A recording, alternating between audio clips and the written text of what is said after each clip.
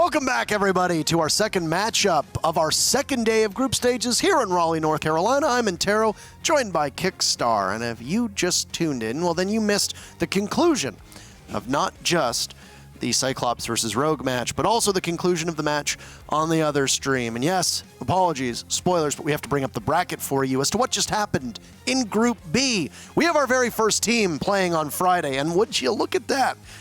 Surprise, surprise, it's G2. Yeah, I wouldn't say anyone's terribly surprised. I mean, that is the team that typically makes it at least into the playoffs, but also this actual iteration of the team has never really lost to majors, so that's just what they do. And that's not too shocking. It is going to put Team Secret and Rogue in a position where they have the decider match, and we'll see who comes out in second place in that group. But in our group here and now, for this upcoming match, we have Ninjas in Pyjamas against the Giants. That's what we're about to get into. And that's a pretty exciting one because NIP, I think a lot of people expected to do better against Evil Geniuses. It was a closer match than 2-0 suggests, but still. And Giants as well. I think a lot of people actually had them winning against SSG. Yeah, I definitely had the Giants making it out of this group right now. I didn't think that Space Station would be able to prevail over them, but there we have it. And both of those matches show a 2-0 scoreline, yet if you go back and rewatch them, they were two of the closest 2-0s that we can have, period. They were exciting matches through and through for both teams, but now we have what I am looking forward to as one of the most exciting matches of the day, Vodafone Giants versus Ninjas in Pyjamas. So, which of these teams will go home? Could it be a Brazilian team? Latin America has 3 representatives here, MIBR, FaZe Clan, and the team on your screen. Ninjas in Pyjamas, Julio, Kamikaze Psycho, Muzi, and Pino. And they had a rough showing yesterday against EG. EG, for the record, has never lost to a Latin America team, so their streak will continue. The question becomes, this team, with a huge amount of potential, right now the best team in Latin America in terms of Pro League, and one of the most consistent teams over the last 4 months or so, well, they got a tough goal, which is to defeat their opponents, the Vodafone Giants, a team that was known as Lestream for quite a while, then became looking for organization, and now most recently got picked up by Vodafone. And we'll have their roster up for you in just a second, but Ninjas in Pyjamas could join their fellow countrymen by playing tomorrow, providing that FaZe wins and MIBR, who will be playing tomorrow no matter what. The question is going to become, do we have NIP go home early? They went home early at the 6 Invitational in Montreal, and I think it disappointed a lot of their fans. Will we see the same thing happen here? Yeah, there's a big storyline behind Ninjas in Pyjamas and their performance right now, but there's also a lot to be said about the Vodafone Giants, because I think a lot of people have high expectations for the Giants. A lot of people thought that they were just going to cruise through this group. Definitely one of the hot contenders here. Well, I mean, they started things off with a loss, which is not the result that you expect, considering how well they've been doing in European Pro League. I mean, they are looking dominant right now in the online league, and they're having, so far, a pretty good season. So, seeing them right now sitting in second in European Pro League and, losing that early on, definitely kind of surprising. There's also some recent results that they've had, like, for example, at DreamHack Valencia, where they lost in the finals to Rogue. A lot of people didn't expect that. But, it's definitely not too late for them to come back in this group. It's just one match. They've been on an upswing after a disappointing showing in Montreal. Both of these teams at the 6 Invitational finished dead last in their groups when the Giants were known as Lestream. They were the first team bounced from their group. The same with Ninjas in Pyjamas, who bottomed out and got bounced from Montreal as well, first in their group. Well, these are two teams that I have a little bit of a soft spot for, if I can be a biased caster for just a second here. So for me, this is going to be an exciting match, not just to watch, but also to cast, because I'm a big fan of a lot of players on both of these teams. It's going to be really challenging to see who is going to emerge from this unscathed, because no matter what, they're going to have to play the loser of EG versus Space Station. And yeah, for Vodafone Giants, Michael, they finished second at DreamHack Valencia and second at the Allied Minor as well in Las Vegas.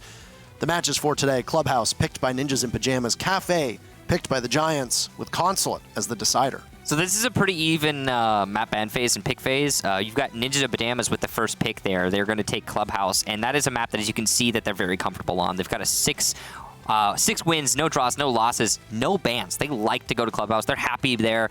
Whereas on the other side of the Giants, they're also decent at Clubhouse. As you can see from their stats, they do win it more often than not, but they're not too keen to go to it all the time with those 3 bans. So right out the gate, this is a good spot for Ninjas in Pyjamas. But those stats really do tell a story, and that story is that Giants can win here. And if Giants win on Clubhouse, well, they're looking great because the second map of this series is Kafe. Ninjas in Pyjamas hate playing Kafe. They banned it 11 times recently. And they've got a 1-win, 2-draw record on Kafe, but still, Giants definitely more comfortable there. Ninjas in Pyjamas not wanting to go to Kafe. But here on Clubhouse, this is Nip's map. They picked it. They were eager to go here. They've never banned it, or at least not recently. And we're going to load on in with the Giants starting on defense, Ninjas in Pyjamas starting on attack. So Vodafone will be the first ban. Now I'll get rid of Capital. This is going to be a heartbreaking match because you've got 2 fan favorites, you've got 2 great teams, 2 titans of their regions. The second place team in Europe versus the first place team in Latin America, and one of them goes home early. This is probably either going to be a Habana or a Thatcher. Ninjas in Pyjamas like to get rid of Thatcher. It's kind of a Latin American thing, but no, it's actually going to be a sidestep. They'll get rid of the Montaigne. That's got to be a counterplay for Vodafone. They know that Vodafone is capable of bringing the Montaigne and good at it, especially on a map like Clubhouse. Now, with that done, Echo or Mira will all but certainly be the defensive ban here for Ninjas in Pyjamas. The only other thing they've banned in recent history is Valkyrie, so that one's really easy to predict.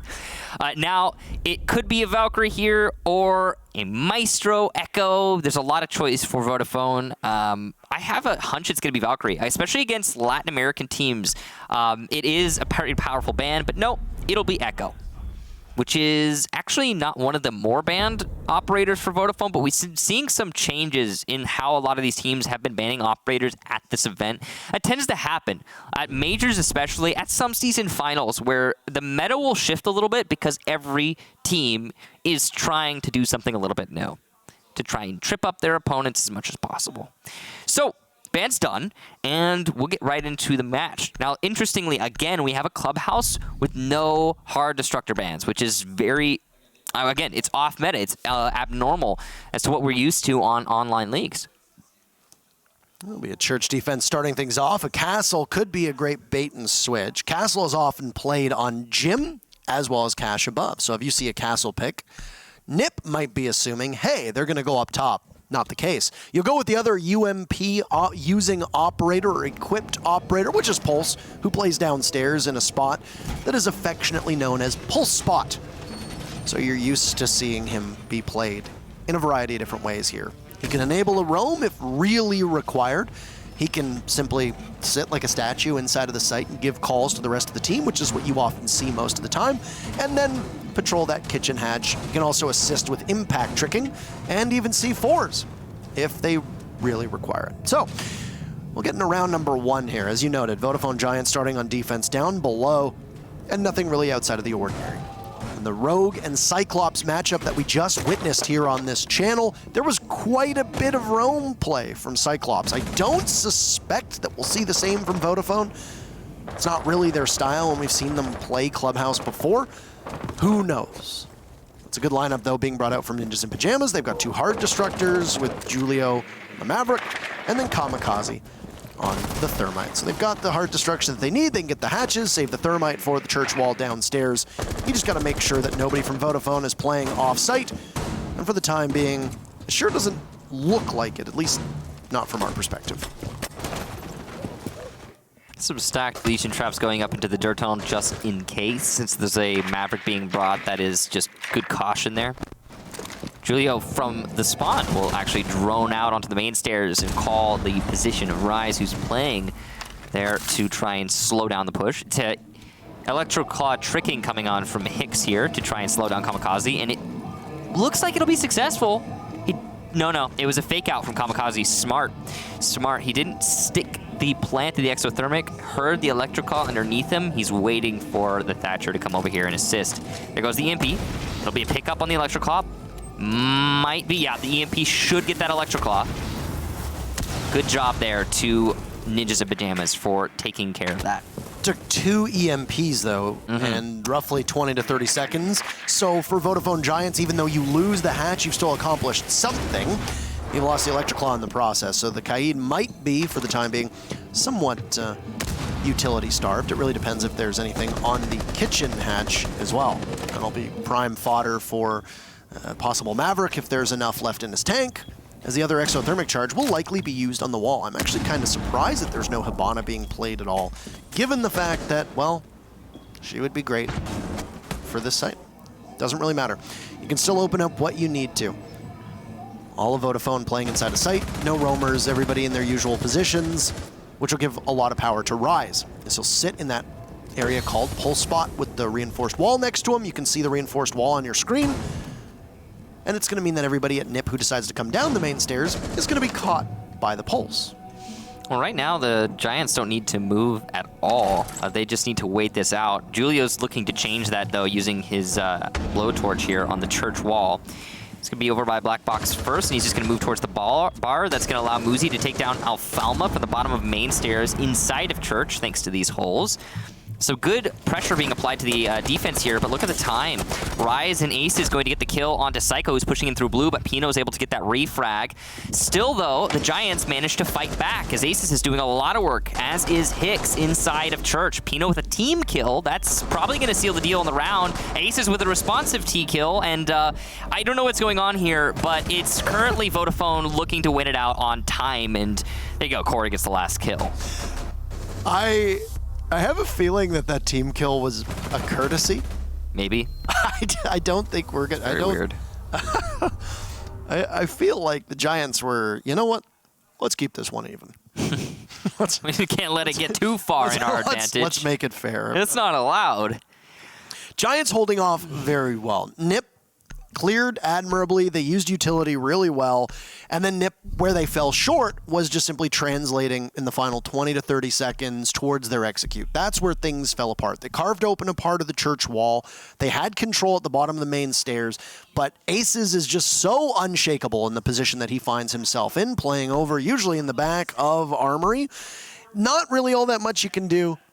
Really, really tough. So it's going to be a cash defense for the Giants. Vodafone will go back upstairs, and they're going to bring a little bit different utility this time. Mozzie has been played quite a lot here on Clubhouse. We've seen it from a number of different teams. G2 was using it in their matchup earlier today. We saw the same of Mozzie being played yesterday, and he's a very powerful operator. I think we see why. Number one, he works denial with those pest launchers. He's got a great kit when it comes to his guns. He's got a secondary shotgun as well, so he can open up holes in a pinch. And he comes equipped with a C4. He does pretty much everything. 2 armor, 2 speed, 2, so he's versatile in that. I mean, like, no matter how you look at it, Mozzie's a fun operator to play. It really comes down to it. That's that. And he contributes so much to the team. Now, the Giants, Vodafone going to be going to cash, as you said. This is your typical Site B or Site A, whichever one you happen to prefer at the moment as the team. Looks like they're going to be heavy with the C4 play downstairs. That's seemingly the focus. Rise is going to assist with the lounge stock hold. This is not an easy thing to do, but Jaeger going to pick an operator to do it. Probably that one. Looks like they're also going to be setting up with some aggressive potential from stock. They've opened it up entirely through the prep phase, which is a little bit different. Lounge presence, again, still very heavy from the Giants. Also got some presence inside of the garage. Pretty typical stuff here. It looks like a server wall has been opened up with the exothermic charge from Kamikaze. So that job done from Ninjas and Pyjamas. Can't tell if the Zofia is outside or in garage from just the perspective that we have Rise's side of things. Down goes Psycho, and that's a problem. He's often touted as one of the best players in Latin America, and of course, I think you can say that probably the best player overall on Ninjas and Pyjamas. He has not been effective through 2 rounds. That does not bode well for NIP at all, as obviously he sits on the sidelines, and he's in those heavy fragging operator roles. This is going to mean that Muzi's going to have to show up real big, and I think when you look at him as a player, he's really coming to his own. He's the newest member, and he's going to have to shoulder quite a bit of weight. But down he goes as well. Rise cannot be shaken out of blue. He's at the top of the blue. He'll take a chunk of HP off of Pino, but then the guns will come alive from Nip. They find 3-4 in a row as everybody from the Giants just gets absolutely removed from this match, leaving Corey in a 1v3. He's got a deployable shield, and as we noted, a great kit here. The Commando 9, the Super Shorty, into Nitro Cell gets tossed out. Won't find one. He'll grab a drone that his teammates can use. Julio and Pino so low that the Commando can easily finish them off. You have to watch out for Kamikaze, though. The man is stellar on almost any single roll. In this case, you'll have to hope that he's the fragmite. But no, you don't need him. It's Pino. And almost a flawless round in the latter part for Ninjas in Pyjamas, playing that one exceptionally. That's a beautiful shot there from Pino. And I don't know exactly what happened with the Giants, but they all fell all at the same time. It's a really confusing round there, yeah. Vodafone just got picked off. Well, I mean, all at once, and like you said, we don't really know exactly what happened because it all happened off screen. There's nothing you can do about that when it all is simultaneous. It's the Pyjamas. Good job to them managing to recover that. It looked like they were out of it already. And a 5 versus 3, a couple people on low HP, and then suddenly the rally. So good job, good job to Nip. And it'll be a cash defense again. I gotta be honest, I think Vodafone are probably thinking to themselves, yeah, we should have had that, and we threw it away. So let's try it one more time, see if we can fix our mistakes. Totally makes sense. They'll be loading in here and probably doing a very similar setup to what we just witnessed in the last round, if not exactly the same. It's a really impressive round for Ninjas in Pyjamas. They're going to need a lot of that up against a team like the Vodafone Giants. What do you think? You think we're going to need all 3 maps here? I would expect so. Yeah. No, I mean, if you're looking at this match from the outside in, you're definitely expecting all 3. Okay, so we're on Clubhouse right now. This is definitely Nip's favorite map. The Giants are also good here, but Nip really like this map. Then you go to Kafe, and okay, well, that's a map that Nip really don't like playing. They banned it 11 times. They got a decent record on it, 1 win, 2 draws, but they avoid Kafe a lot. And Giants, they go to Kafe because of that. So, okay, you expect map number 3, and map number 3 could go either way. Both teams are decent on it. With a pretty standard record for it. Both teams are positive on it, but Giants tend to ban it a little bit more. So overall, based on the stats, based on the caliber of these teams, which I hadn't mentioned yet, but is definitely a huge factor, I think, yeah, we'll probably see map number 3. But we're still early in. It's entirely possible that maybe Nip or Vodafone are just going to slip away from this. I want to see map number 3 because Nip is revered on Consulate. And I want to see the way that the Giants will adapt to that. I think it was a Canadian yesterday who tweeted, attacking against Nip on Consulate. No, he said attacking against LATAM on Consulate. And Nip, I think, is perfect for that because they play so aggressively. I mean, attacking against Nip on Bank is also a nightmare for a lot of teams because Nip are so good at the way that they roam and hold map control. The ebb and flow of the actual map, the way that Nip plays it is excellent. Now, the wall has been opened up to cash. So that's a great first step for Nip. And here's another step that's going to follow it. It's Corey off of the board. Goodbye to the Mozzie. But there's a Valkyrie camera outside, and Rise, easy kill onto Julio. He'll go for a second. Oh, and he'll grab him right off the wire. Down goes Kamikaze too. And Rise will drop with another body inside of stock, waiting to see if there's going to be any aggression from Nip. The wall will explode inside a lounge right behind Psycho, who's been relatively quiet so far. Mind you, it's very early. It's only 2 rounds. But Aces will run out. That Valkyrie camera is still there. He'll gun down Musi, possibly shoot out a Claymore. Rise takes out Pino. And Psycho, unable to do anything. What a comeback from the Giants after that, I guess, sluggish round on cash. And they play this one perfectly. The Giants will win cash, and they can go back to church if they really want to, as they'll regain the lead 2-1. So they're looking pretty good right now for the Giants on Clubhouse. They're looking very strong. That last round was certainly one-sided. The previous one, though, Ninjas in Pyjamas with that rally, very impressively done. I don't know. This is a really hard one to call. I'm looking at this right now, and I'm thinking to myself, okay, Giants are certainly seeming a little bit more on point than Ninjas in Pyjamas. There's a lot of mistakes being made by Nip, a lot of just gaps in their attack. So many runouts from the Giants. But when the Giants go for those runouts, they're not being punished. They are capitalizing on the mistakes that NIP are making. That's the thing. NIP should be punishing quite a lot more because technically speaking, things like running out on the server breach, that is a mistake. That is a bad call, right? So when the Giants do that, that should be a free kill for NIP. It's turning into free kills for the Giants. That's on Ninjas in Pyjamas. You really can't look at it any other way. And if the Giants keep doing that, then maybe NIP can start to recover, start to punish, and start to turn this in their favor. But that last round was pure confidence and ability from Giants, and absolutely no punishment from NIP. And well, that needs to change if you're Ninjas in Pyjamas on your own map pick. So back down to church we go. Yeah, I think the Giants, I agree with you. I think the Giants winning here is a very terrible sign for NIP. If the Giants do end up taking this map, then you go to Kafe, and you know how much NIP is playing Kafe. That's bad. I mean, you said the same thing, though, in the Cyclops Rogue match. Maybe they're hiding something. Maybe NIP has something lined up for Kafe, sure. It's true. But because of the way that a best-of-3 map veto system works, it's not like NIP let Kafe through. Yeah, because the way that it works, if you're not familiar, is each team gets one ban, then each team gets to pick a map, and then you get the next 2 bans, and then you have your decider. But yeah, it's just you couldn't keep Kafe out of play, and that's why the Giants picked it. This is going to be a little bit of an engagement there on the main stairs, and it'll go even. Rise will manage to get his way back, just barely avoiding that cutoff that Pino is trying to use by the hallway. That's what you need to see from Psycho, but only 1 kill.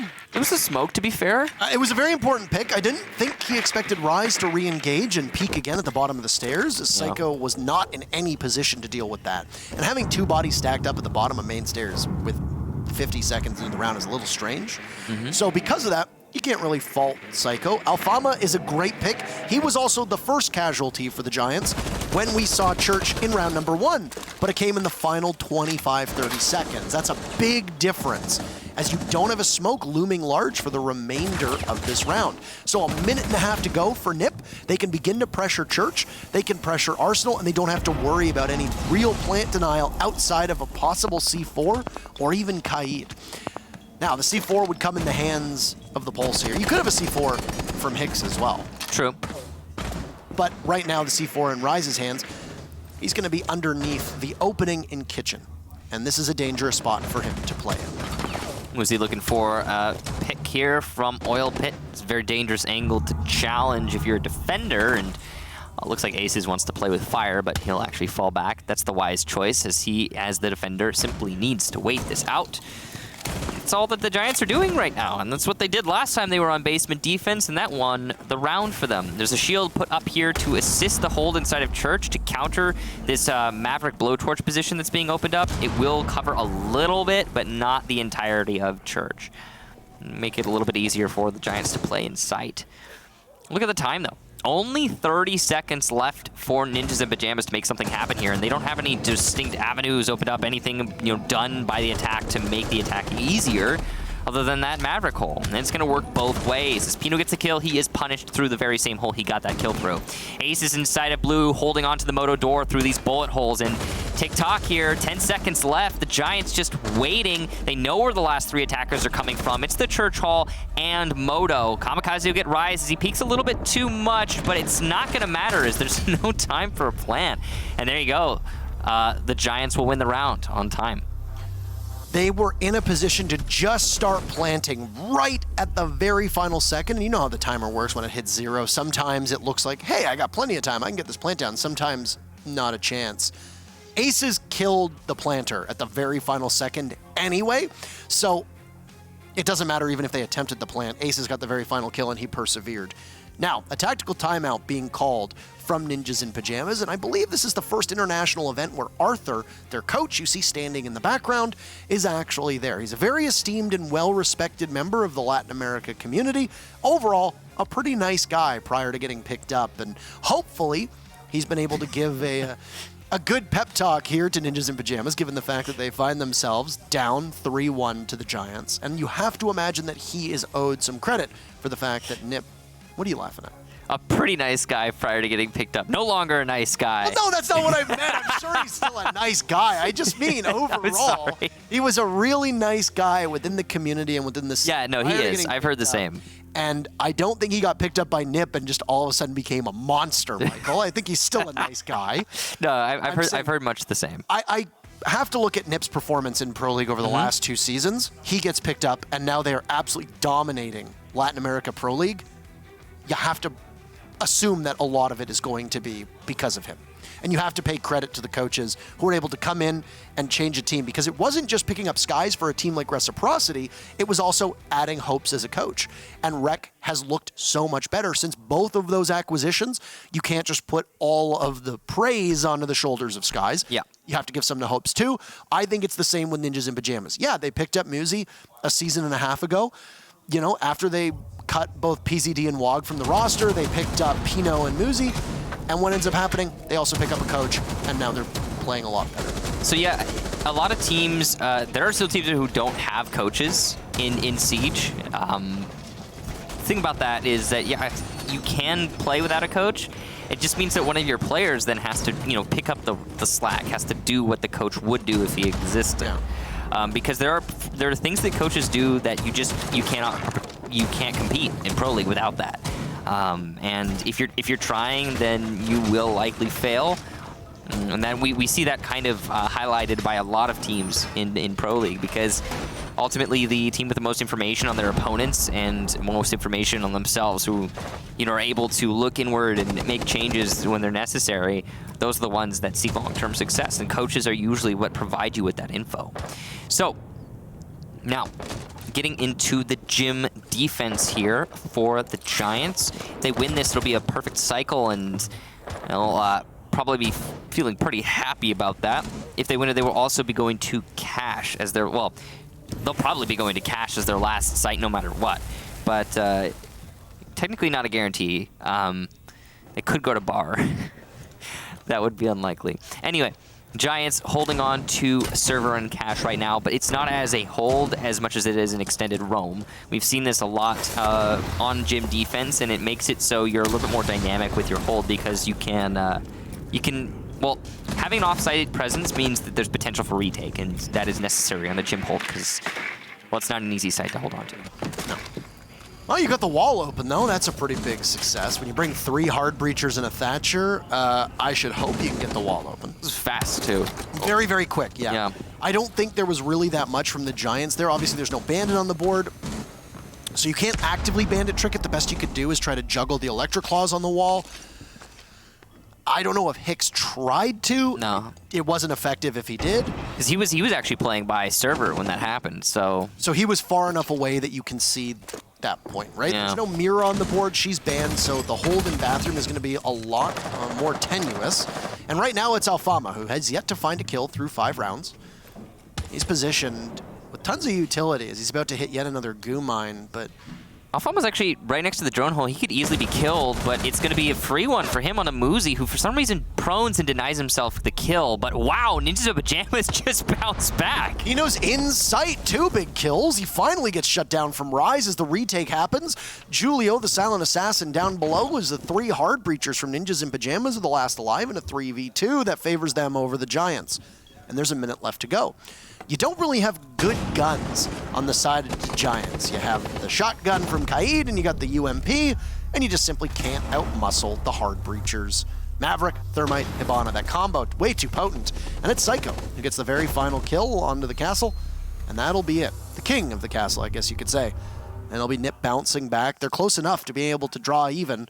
They just have to win this very final round, and then we have a perfect split through the first half as it's the final defense for the Giants. So, going to cash for the last one here. And mixed results here for the Giants. They lost the first time, they won it the second time, and, well, it was a little bit interesting. The one thing that really stands out to me is the way that Nip tried to attack this. They bring all 3 of the hard destructors and a Thatcher, it seems, in this round, but no, they're actually going to change the Maverick out for the Nomad, because I was a little bit surprised about that, because they actually were bringing... it was a Maverick, Thatcher, and a Thermite. They weren't bringing the Hibana, and now they're going to start doing that. A little bit of a change. Probably the right one. Hibana plus Thermite plus Thatcher is definitely viable here. We were seeing Rogue do something a little bit different in the previous Clubhouse match, where they were bringing a Maverick and a Hibana with a Buck. And that was guaranteed that the wall gets opened up because you can just Maverick trick it, right? That's really easy to do. Then the Buck would open up the wall. You could use the Hibana on the garage wall to deny a lower garage play. Ninjas and Pyjamas have a slightly different mentality, but it can ultimately accomplish the same thing. It's just a little bit easier to counter if you're the Giants, and you're trying to counter it. But they're not. They haven't even brought a Kaid. No Bandit, no Kaid, and no denial on the wall there. They're just going to let it get opened up. They don't seem keen on denying the inevitable. Or what most teams consider to be inevitable. That server wall getting opened up. Is this the same Valkyrie camera that was used to such great effect previously by the Giants, which enabled, on I think, at least 2 or 3 runouts, one from Rise and one from Aces on 2 separate occasions, at least that I can remember, and it punished NiP. NiP is not a team that likes to bring IQ. We saw this in the 6 Invitational 6 months ago. We were very critical of it, and they also don't like Kamikaze. Through 6 rounds, we have the 3rd team kill, and that is one of your 2 hard breachers. And it's a good thing that Ninjas and Pyjamas have Psycho on the Hibana, because you'd be doomed without a hard breacher on this side. Yep. You're already in such a bad position being down. Man in a 4v5, but it's a Thermite. And also Kamikaze, who's been really clutch. Him and Psycho oftentimes find a way to bail their teammates out. Well, and they're going to lose another. This time it's Musi. Down goes the Zofia. And there goes Pino. So I don't know if these are Valkyrie cameras. I don't know if NiP just have such a great degree of struggles when it comes to attacking Cash, but the Giants have just reigned supreme. They dropped the very first Cash defense, but since then they have looked unstoppable. Psycho will take out one of the anchors, though. That's Alfalma, and that's Psycho inside of Workshop/Construction. He can definitely do a whole lot from there. I'm curious if the server wall is opened up, because if so, Julio can actually assist a Construction take, but it's unlikely considering that the Thermite was picked off early on. Psycho might have opened it up earlier, but again, I don't know. I haven't seen it. For those that are wondering about the perspective that Corey has right now, it's looking through a small slat at the window out of Construction. The positioning of Psycho, he's inside either Master or over by Construction. So there's nothing for Corey to see for the time being. As Psycho now has gone on over to Construction. He's got Julio watching this Construction window, which is exactly where Corey was looking in the past. So if you see a move from the Nomad, well, she's dead meat. You're going to have to go for broke because you just lost your other body as Psycho gets gunned down, and then Julio falls as well. And because of this, Ninjas and Pyjamas will not draw even. It's a 4-2 scoreline for the Giants on their Clubhouse defense, which is what you want to see most of the time when you're on defense on this map.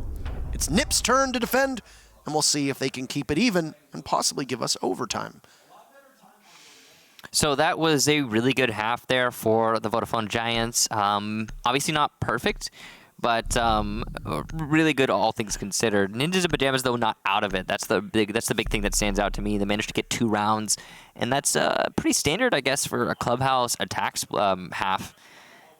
The fact that they get the 2 rounds means that they're still in it. They're just not in a great spot. They're definitely going to have to do really well on defense. I'm curious what the Giants have to show on attack. They are going to forego the Thatcher and instead bring all 3 of your hard destruction operators. Blah. The Maverick can actually substitute for a Thatcher. That's pretty much what he does 90% of the time, so that's good. Yeah, you've got your options. You're not going to be restricted. It looks like NiP are actually going to be opening up the church wall. Did I see that correctly? Because it looked like Psycho, yeah, he opened the church wall. That's weird. I wonder if that's, no, that's not the church wall. It's the, yeah, that's the church wall to the left. I wonder if they're going to stick with that, or they were just doing it as a temporary thing before they reinforce it. Maybe they're going for like some kind of roam strategy, and that's going to lean into it somehow. I'm not sure what exactly the plan is. This basement setup right now from NiP is very odd, and it looks to be a heavy roam strat, maybe. That's gotta be it, right?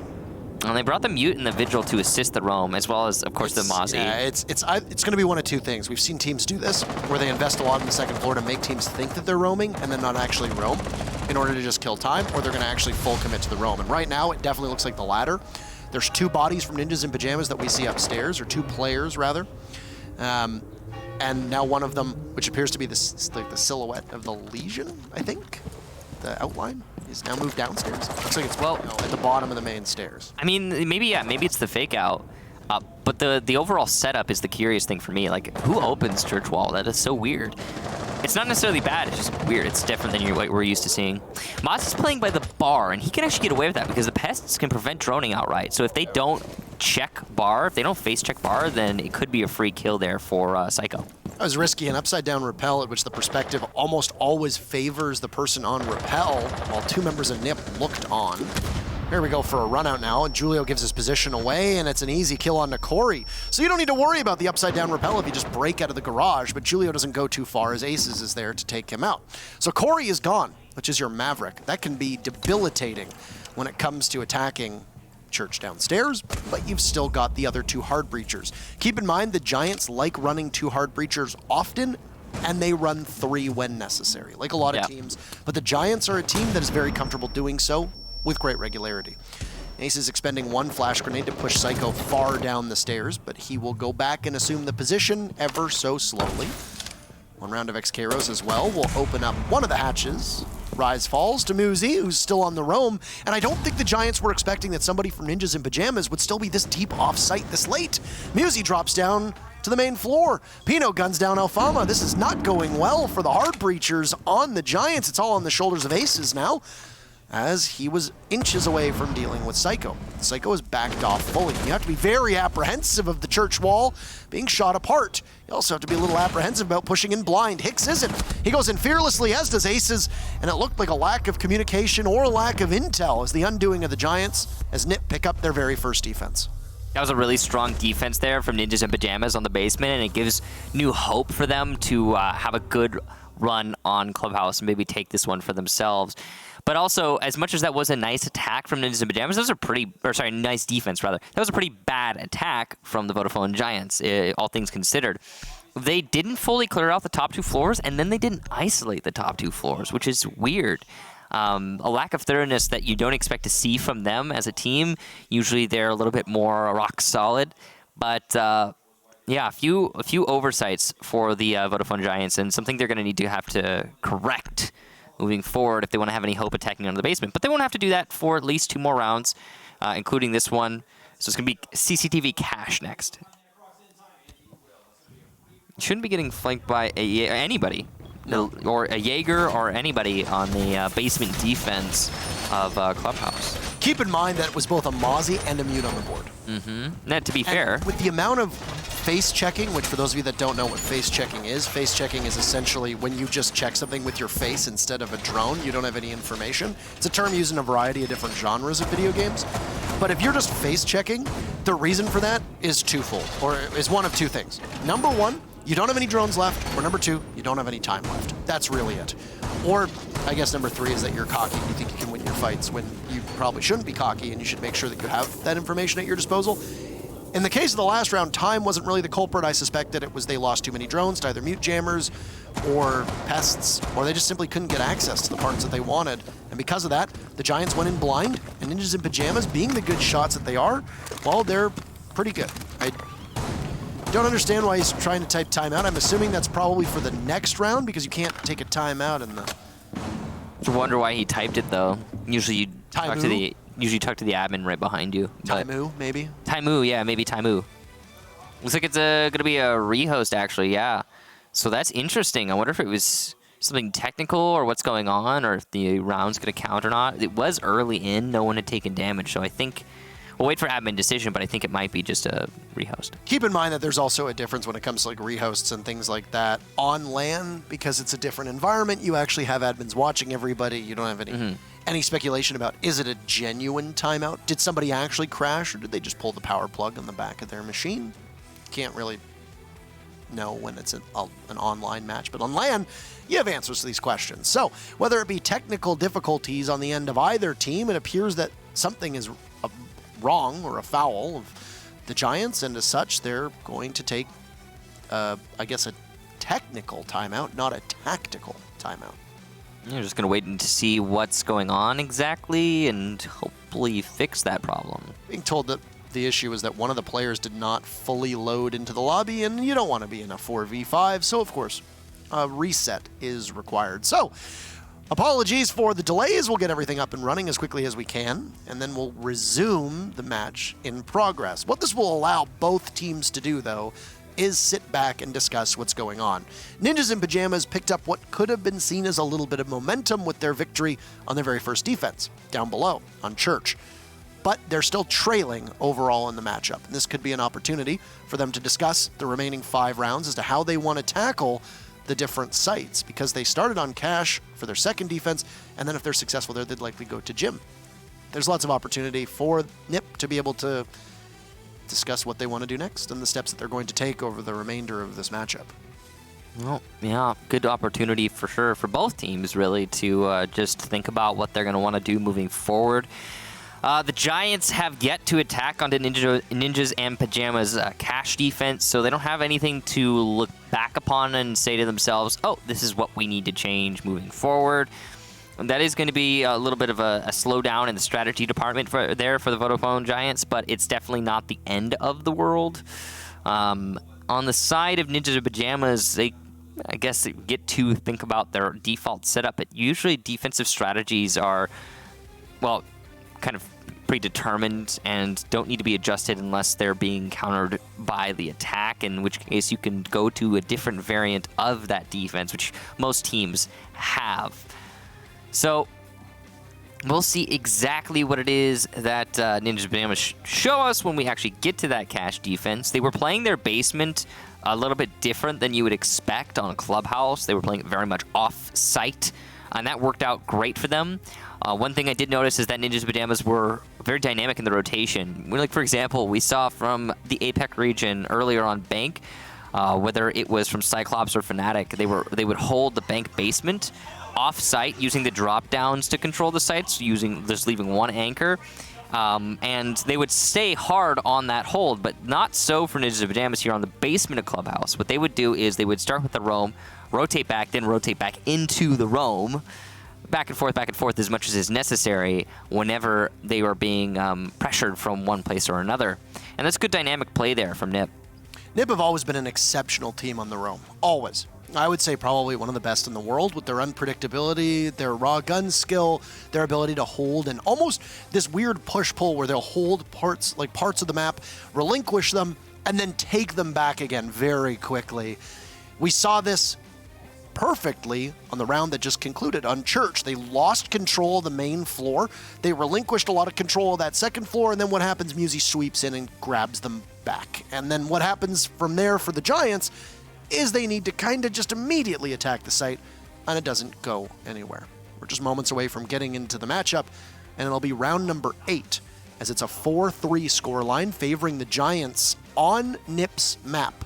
Clubhouse's map number 1, and a constant reminder to all of you that we have 2 streams going at the same time.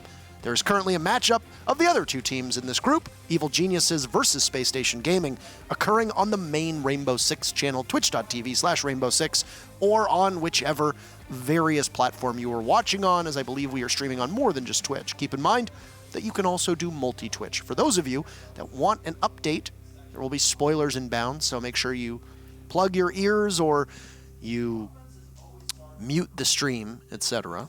Or look away. Or look away. Just don't listen to the words that are about to come out of my mouth, as I'm sure many of you don't do that already. It's currently 4-1 for Space Station on map number 1 between Space Station and Evil Geniuses, and might I say it, Mr. Well-Rested, Mr. 8+ hours of sleep a night, Chala, has been on something the last 2 days. He top fragged on Coastline, if I remember correctly, yesterday, and he is absolutely gunning everybody on EG down as Maestro, at least in this matchup so far. So if you want to watch both of them, you can go to multi-Twitch and watch both Rainbow Six and Rainbow Six Bravo. But with that said, it looks like we're ready to get into Clubhouse, barring all the settings being correct, with NIP on defense. Round number 8 underway. It was a cash defense upstairs after NIP was successful in the very first defense on the Church bomb site down below. All right, now as we load in, again, this is going to be the first time we'll see a defense of cash from Ninjas and Pyjamas, so something a little bit new.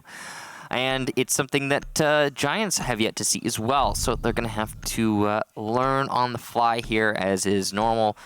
It should give Ninjas in Pyjamas a nice 4-4. Usually the defense is in the advantage when they go into something new like this. Clash going to be 6th picked into here by Psycho, so Clash being brought. That's quite interesting. You don't usually see Clash, but whenever she is brought, it's always something very specific that she's used for. Looks like a pretty standard setup so far, nothing too crazy. This is not looking like a massive change like what we saw on the basement hold, when, for example, I think it was Ninjas in Pyjamas opened up the church wall. Nothing crazy like that happening so far on Cash. So the operator selection overall, again, for both teams, pretty standard stuff. The Vodafone Giants bringing 4 operators total that are, specifically designed to open up those reinforced walls, and just the Zofia apart from that.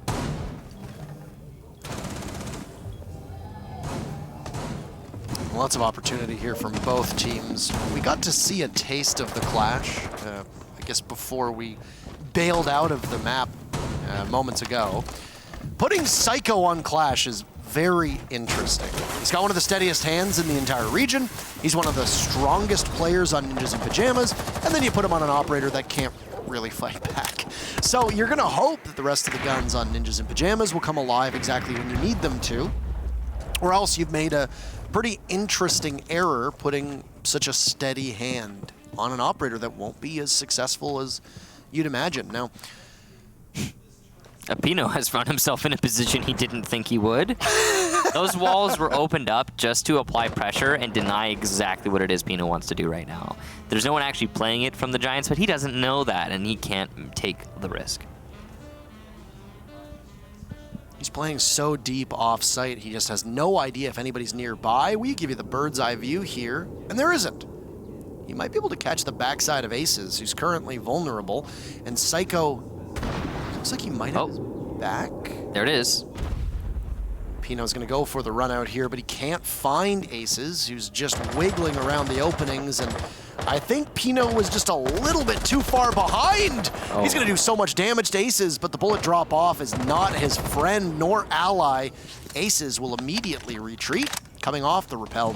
He's got about 15 HP. And then Rise finds Pino, so the Jaeger isolated inside a strip. That's a big success for the Giants on their entry here, even though it takes 1 minute and 40 seconds. There is a Zofia, of course, to take care of the Clash, and that's very important. It's one of the best operators to deal with Clash, especially considering Capitao is banned. Muzi trying to assist Psycho on holding on to the catwalk. With the lounge wall being opened up, that's very dangerous to do, but it's certainly possible. There's 1 minute left, and the Giants are going to try and rotate over to Workshop instead of contesting the garage. Probably the right call, considering how heavily stacked NIP are on that garage. A rotate coming out, and the Giants still need to open up the wall. It's a run out from Psycho, and he's down by a Claymore that he didn't even check for. Interesting. Corey will finish him off, and there's a secondary run out from Julio to finish off Corey, so not an all-out loss there for the Ninjas in Pyjamas, but Giants still coming out on top, especially with Rise all the way into sight. Ace is going to take out Kamikaze inside of Cash, and oh, there's another one for Aces onto the catwalk, leaving just Julio, who has to retake his own sight now from Nublu. I'll have to push up the stairs, not an easy fight to win, and Hicks is going to take it. And there you go. Another round for the Giants, and a curious defense from Ninjas in Pyjamas. And there was some choice calls there that I think you can look back on. You have Pino over, almost gets Aces, could have been a good gamble had it worked out. It didn't. What does Pino do? Well, he takes most of Ace's HP away, only to get found and caught by Rise, because once you're inside a strip, there's only 2 ways back towards the site, which is either go through the pool table or go through the bathroom. And Rise was holding down both of those, playing inside a lounge, and he catches Jaeger. It's also unlikely that the Jaeger expects that you're going to have somebody playing in lounge at that exact moment. But I mean, at the same time, it's a cash take. You're going to have somebody playing down below at some point, maybe in stock, maybe open up the soft wall between bar and stock, who knows exactly. And then having the Clash go out, not expecting there to be a Claymore. And doing so without the shield in front of her as well. Julio goes for the run out right afterwards, but Psycho on a very, I guess you could call Clash a high skill operator in the position that they played her in, and just accomplishing very, very little with it. The Giants were able to beat Ninjas in Pyjamas every single time Nip committed a mistake. And now what does Nip do? Well, they can't go back to church. I guess they didn't like what they saw in Cash, so they're going to go over to the Gym Master side and hope for something better. But the lineup that Nip has is a little bit different from what we see out of a lot of these Gym and Master site holds. Castle is very commonplace. He's not going to be here this time. Valkyrie is not always used on this site, but she will be in this case. It's going to be Pino on her instead of having Psycho on the Valkyrie, which is an operator that we know he's very accustomed to playing. Yeah, in Latin America, the Valkyrie is the fragging op on defense. It's everyone else's Jaeger, essentially. And if you look at the top fragger in terms of stats for most Latin American teams, it's a Valkyrie main. And that's just, I guess, preference. That's a Latin American thing. And, well, Pino's going to be the one to lean into that here. And now, Julia will be picked off by Hicks, and there goes Kaid. Looks like it was just in sight. Maybe a shot randomly through the window or something along those lines. But whatever the case be, it's a pick early. That was tough. I'd imagine that the Kaid was likely playing the window and the stairs with the ACOG, trying to get an early pick himself. And when you play that kind of thing, it's always a feast or famine style deal. You either win or you get horribly embarrassed after you take that opportunity. You might be able to inflict some damage on your opponents, but as you can see, all the health bars are full right now for the Giants. So that's a good start. And keep in mind, they move to match point if they're successful on this round. He's eating some damage to the drone hole there. Looks like it was Psycho who was inflicting that damage. Psycho on a Maestro is going to be very formidable. He's a good shot. The Ult is a great gun. Why not give him that operator, even though usually it's Valkyrie where he's able to inflict so much damage. You've got Musi playing off site too. Very strange that Nip doesn't have any real presence inside of Cash besides Musi playing alone on the top of red stairs.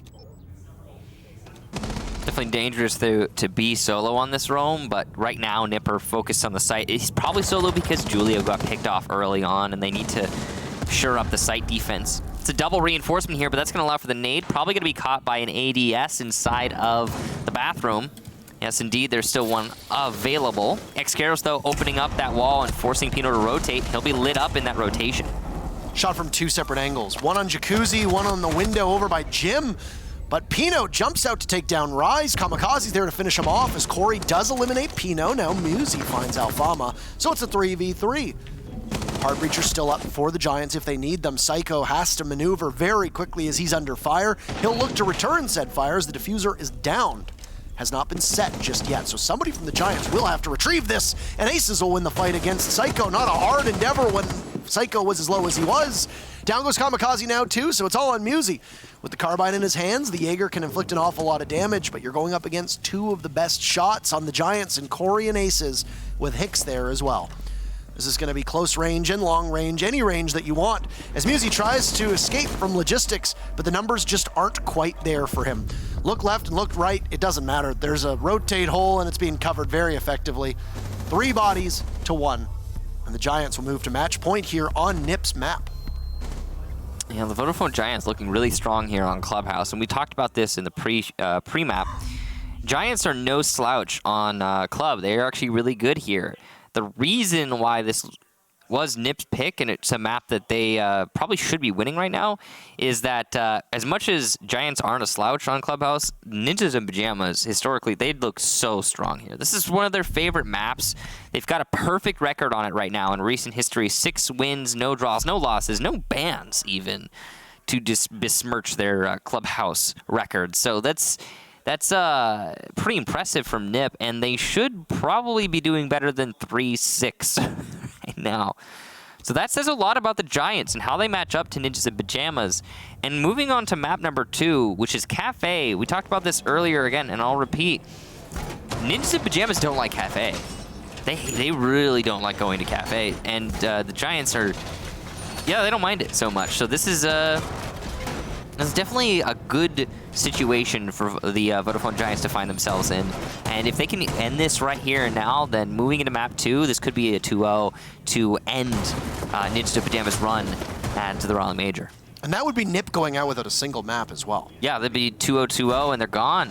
That would be mirroring, if I remember correctly, their exit at the 6 Invitational in 2018, the last major that they participated in. 2018 or 2019? 2019, my apologies. Okay.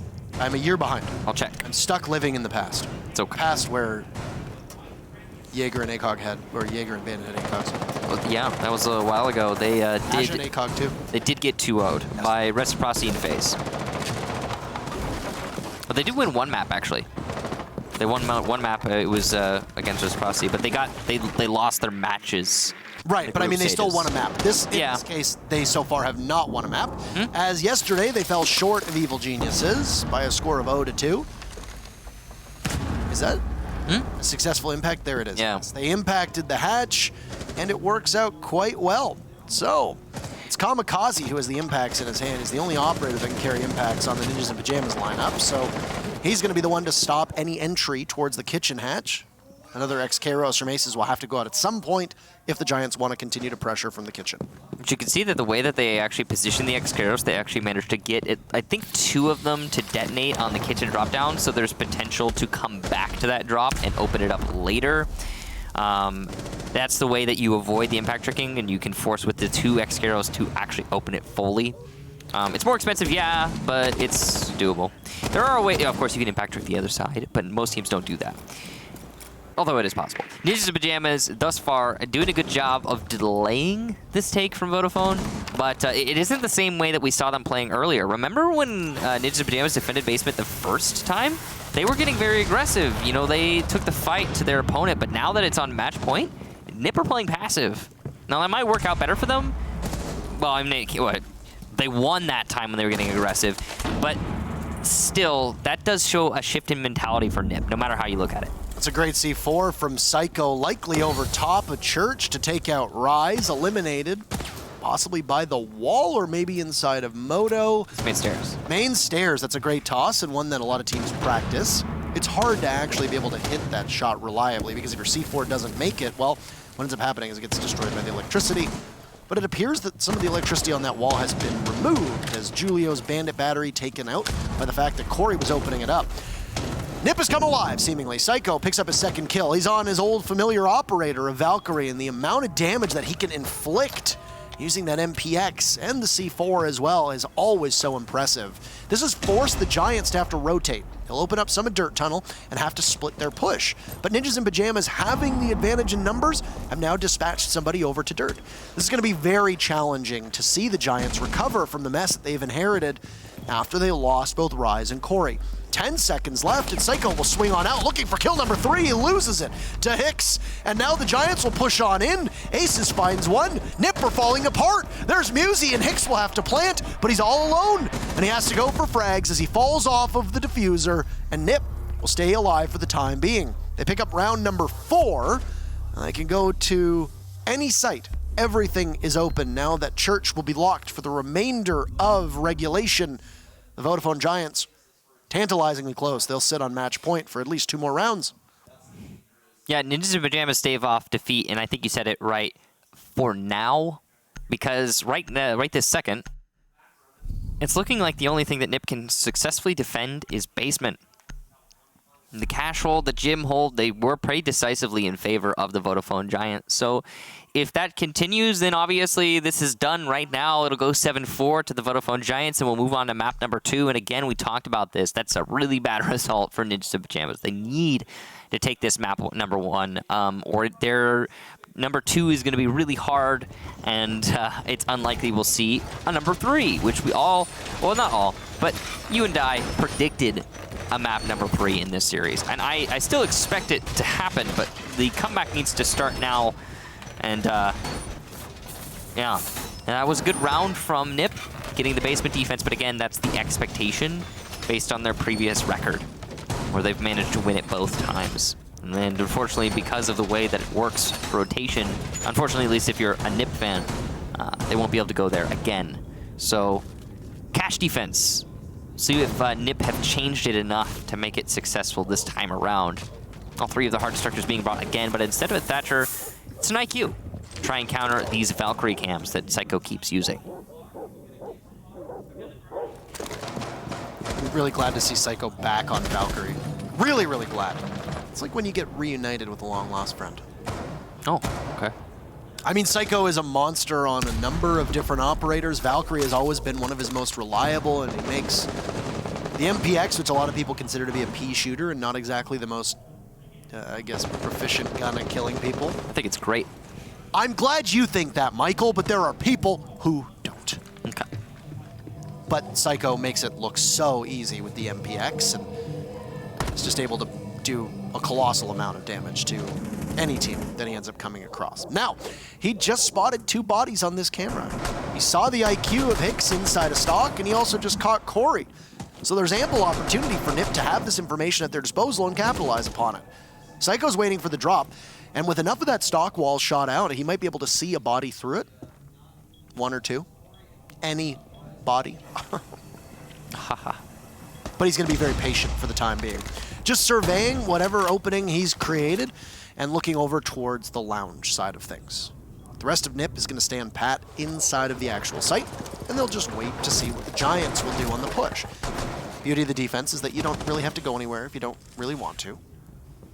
The walls have not been opened up just yet, but it looks like Alfama is going to be able to do so quite successfully after you've removed the Electra Claw, because you have a Maverick on the board. Keep in mind the Giants like to run 3 hard breachers, and they're going to continue to do so almost every round. Psycho finds Hicks, but a near miss, and then a rare miss onto Aces as Rise gets in on the fun as well. And it's a 3v3 in a hurry with Ninjas in Pyjamas gunning back and shutting Rise down. This once again leaves the Giants with their 3 hard breachers still up as your 2 fragging operators, and both Rise and Hicks' IQ and Zofia respectively are now gone. It's going to be a job transition here for the Vodafone Giants as they now attempt to recover this round. 3 versus 3, yes, but look at the time, 40 seconds, and Ninjas in Pyjamas still have decent positions in the site, so they have a strong favor for this holdout to win it outright. Aces predicting where Kamikaze will be, but missing the shot. It's a really great pick there for Kamikaze. He still has gas canisters to end this round in the last 30 seconds. Corey knows there's one in garage, but can't find him as he's playing passive and safe. A rush into sight from Corey. Kamikaze gets another for himself and a 4K to end the round out. Finishing off Corey. It's a great round from Kamikaze, and Ninjas in Pyjamas keep themselves alive. We'll go to 6-5, and it's one more round before OT. Vodafone is going to use their timeout now, discuss with themselves exactly what they want to do. For those that don't know how the timeouts work when we are playing at LAN, is each team gets 1 timeout per map. Nip used theirs much earlier on. It was during the Giants' defensive half, and Nip used it, and since then, since using the tactical timeout, it's been really close. 4 rounds for Nip and 3 for the Giants. But that's been enough for Nip to close this gap. And if Nip prevail on what is almost assuredly going to be a gym and bedroom defense, then we have overtime. And Michael, you and I actually haven't casted a single overtime yet. Yep. We've had pretty quick 2-0 matches so far through this tournament. This one was certainly shaping up to be a quick 2-0, given that this is Nip's map, and the Giants were manhandling them. But then Nip decided, hey, we're defense on Clubhouse. We're supposed to win. We should do that.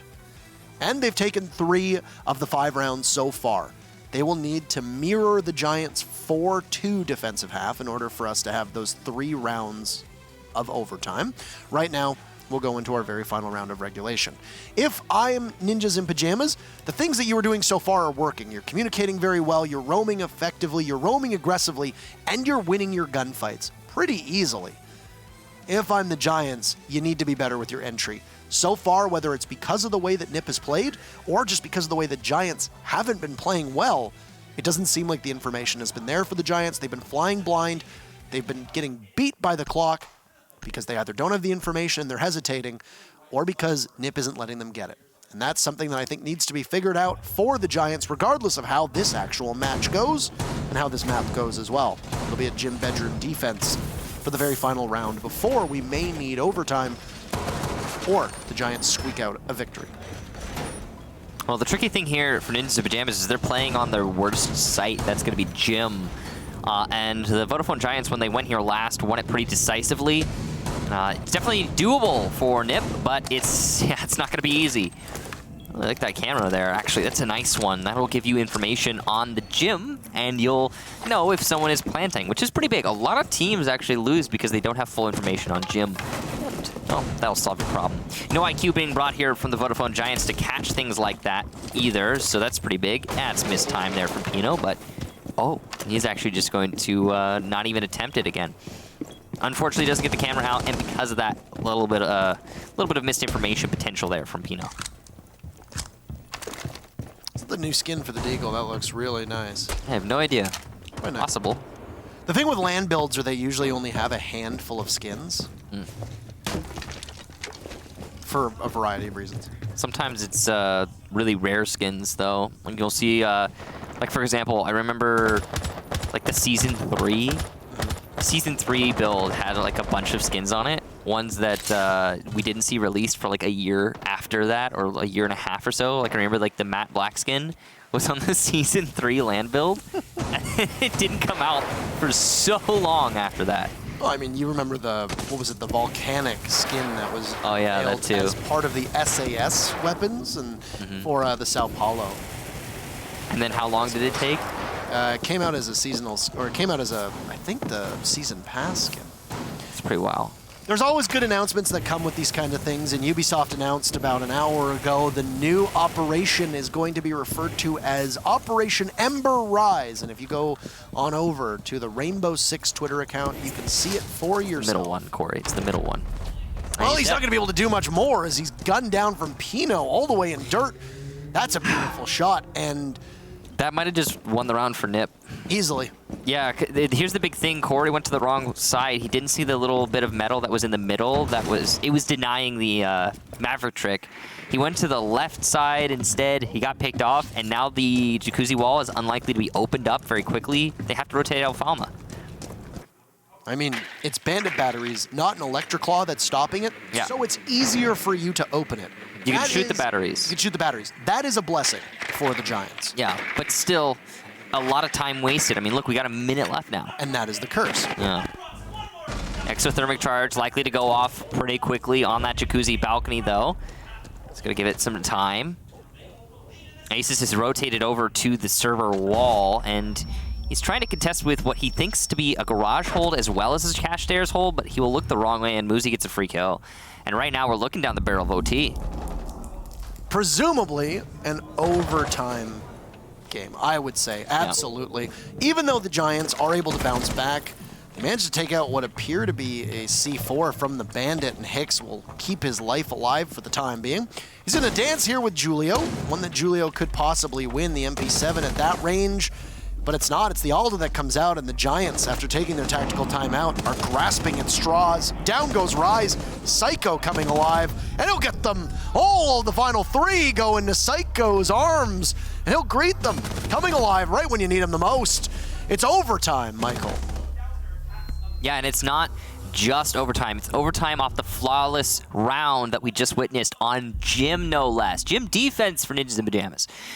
Now going into OT, it's going to be Ninjas in Pyjamas starting on defense, so they will have a slight advantage thanks to that, and I'll go to basement to begin things.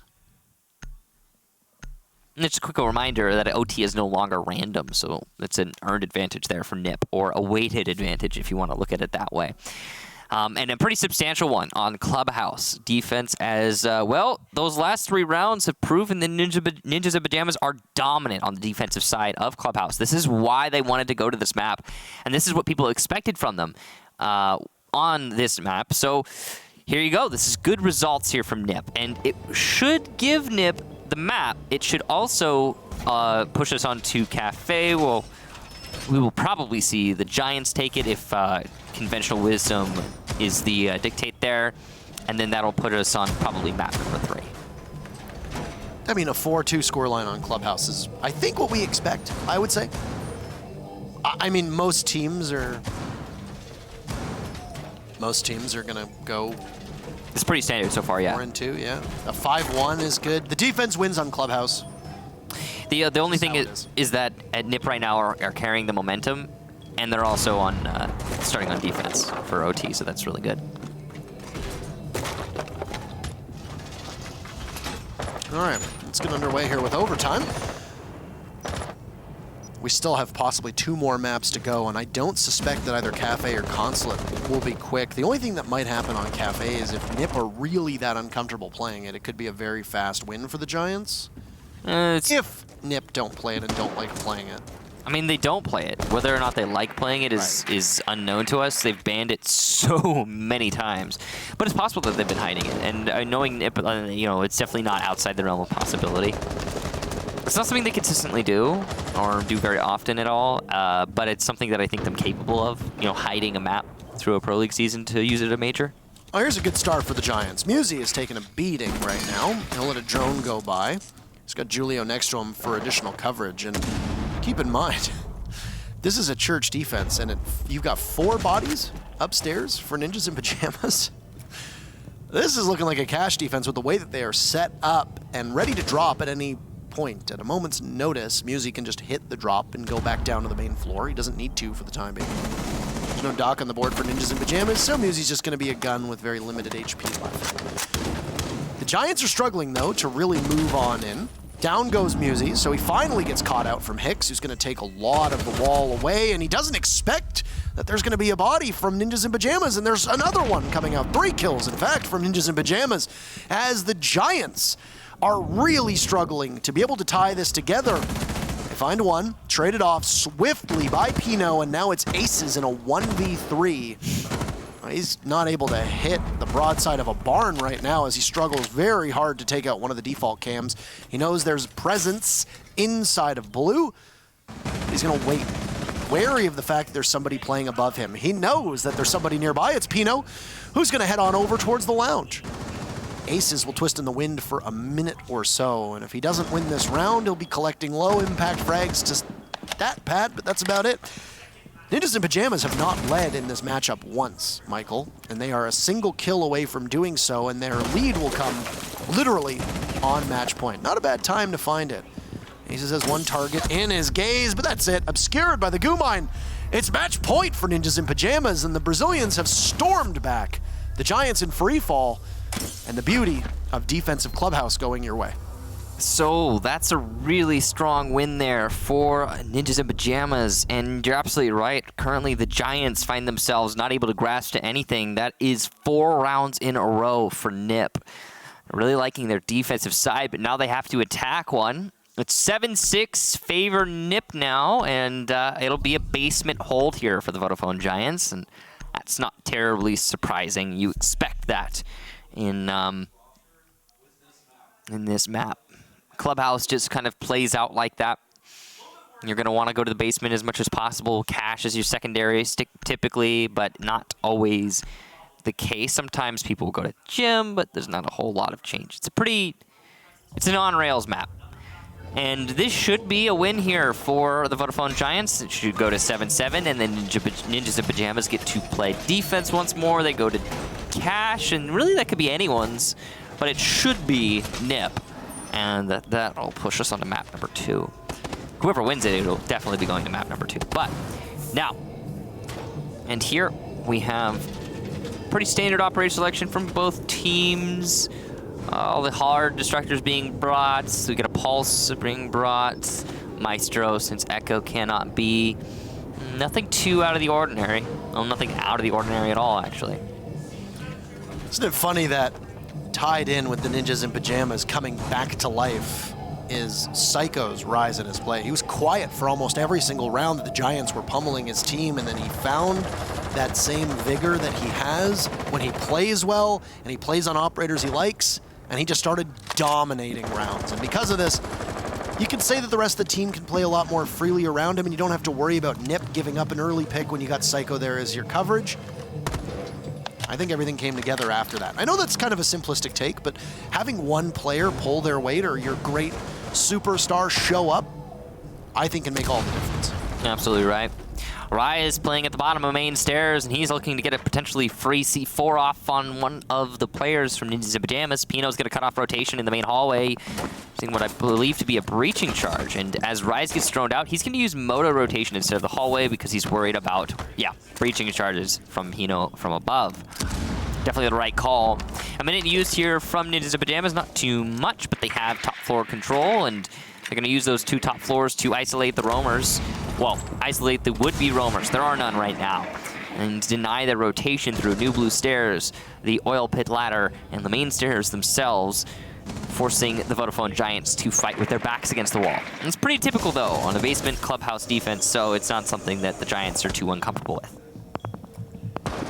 Rise downstairs is Pulse to essentially quarterback what is going to come of this defense. A C4 primed and ready, and we'll grab Pino. Goodbye to the EMPs and goodbye to Thatcher as the very first kill takes 90 seconds. But the Giants will do something they haven't done in a while, which is give themselves breathing room. And of course, they are now on defensive Clubhouse, so it's not exactly a surprise. It's not exactly rocket science either. But Psycho will refrag as Rise falls. I don't know how the Pulse found himself in a position to be vulnerable to the Hibana outside of maybe the soft destruction that was done on the floor of Kitchen. And that allows Ninjas and Pyjamas to not really have to worry too much about that first floor at all. The pulse being taken out there is really big because it's information that is denied for the Vodafone Giants, and it's going to give Ninjas and Pyjamas, of course, an even man count, which is also very important. Julio's staring and waiting to see if somebody will re-emerge over on the church wall. Now, the difference between these teams is that you don't have to dedicate as much to the wall when you're playing up against Ninjas and Pyjamas. They leave 2 of the panels open. A great courtesy, but they end up drawing you in. It ends up being a bait, ultimately. But you got Nip knocking at the door. They're very close to being able to put this one together and complete the comeback that would send us to map 2 with Ninjas and Pyjamas stealing a victory away after the Giants were so dominant here. Lose Musi, but traded out by Psycho. Kamikaze is there, and it leaves only Julio left alive, and it's a total collapse as the Giants just dogpile on Ninjas and Pyjamas to send us to the very final round. 15 rounds. We will go the full distance on map number 1. No, well, it's exactly what you expect, and this is going like your typical clubhouse match right now. No crazy upsets or anything like that. It'll be, but look at this. Oh, lo and behold, a gym defense rather than a cash defense. So that is intriguing. A little bit different. Look at that. A suspect change. They'll stick to it, though. I mean, they won their gym defense, so that's fine. They have the same... Ninjas and Pyjamas have the same record on gym as they do on cash. So I guess, hey, whatever you decide to bring. I'm guessing they're just trying to upset the way that the Vodafone Giants are going to play. One thing I will say, and this is really important, is that the Vodafone Giants lost the gym attack because they messed up. They messed up hard. And it was mostly Corey who made the mistake of Maverick tricking the jacuzzi wall really poorly. And he didn't spot where he made the mistake. He rotated too far, got picked off from Pino inside of Dirt Tunnel. This is also a mistake that there's no one watching the Dirt Tunnel from the Vodafone Giants. And yeah, it's just one thing after another for them. So if that doesn't happen, maybe it'll be different. Because as a result of Corey messing up his Maverick trick on the jacuzzi wall, they had to rotate their players to open the jacuzzi wall, and they spent 40 seconds committing to that rotation. And, well, yeah, they got the wall open, but it cost them too much time. It cost them too much manpower, and they just had to rotate too many people. It was an uncomfortable round for Vodafone Giants. If they don't make the same mistakes, then they could easily win this, and that would be a really big upset for Ninjas and Pyjamas. I think you could say the Giants would steal it at this point with how the way it's played recently. I mean, maybe. Like we said, a 4-2 on Clubhouse when you're on defense is not that strange. Yeah. But it was a 4-2 for both teams, and it should. I think it should be Nip's round here and Nip's map. And if it isn't, then well, that's gonna be an interesting series. It'll change the way that this plays quite a lot. But it's definitely gonna come down to some individual heroics, some team play overall, and it's just something different. I have to expect that this is going to be an off of the standard kind of map here, because so far it's been nothing but standard. Musi was allowed just to be all on his own, unsupported over by Cash. And now you've got him in that same location. You got Pino there now. Hicks just walks right in. Good coordination alongside the stuns that came out from Rise.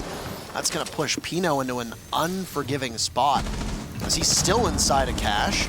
He's under fire from a couple different angles. Corey takes out Psycho, and the Giants right now have everything going in their favor. Pino is still on an island. Julio is down. Kamikaze's so close to death. Down goes Pino, and it's a 1v5 with the Giants exploding out of nowhere. Good luck, Kamikaze. He picks up Julio, and now it becomes a 2v5, but down goes Kamikaze, and it's 20 HP of Julio in a 1v5 with Corey watching the stairs. The Giants struggling to win a round on attack. They have not done so for almost half an hour, but it's a flawless round, and the Giants will snag Nips map away from them. We go to Kafe, map number 2, with the Giants up 1-0. That's really bad for Ninjas and Pyjamas, and an amazing round there to end it from the Vodafone Giants. You saw the strategy there was just, hey, guys, they stack heavy on cash roam. Let's go ahead and lean into it, clear them out, and it worked great for the Vodafone Giants. There were some really extraordinary plays here from both teams, and I think it was as even as you expect, given the caliber of players that make up the rosters on Ninjas and Pyjamas and the Vodafone Giants. But on the line here is an opportunity to go and play another match tomorrow. The loser goes home, and we still got 2 more maps coming up. Maybe 2? We got Kafe next, no matter what. We'll throw to a break, and then we'll see you for map 2.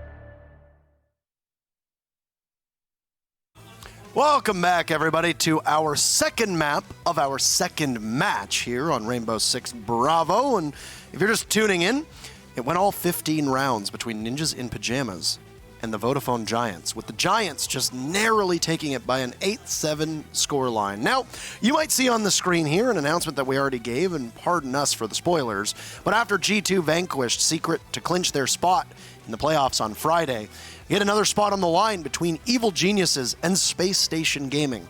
And we have an update. Not just did SSG take map 1, but close your ears if you don't want to hear. It's currently 2-0 SSG on Clubhouse, the map that we actually just left. So we have Kafe Dostoevsky on the docket. That was actually the first map that SSG and EG played on, so a perfect mirror, at least for the time being, a reversal, so to speak.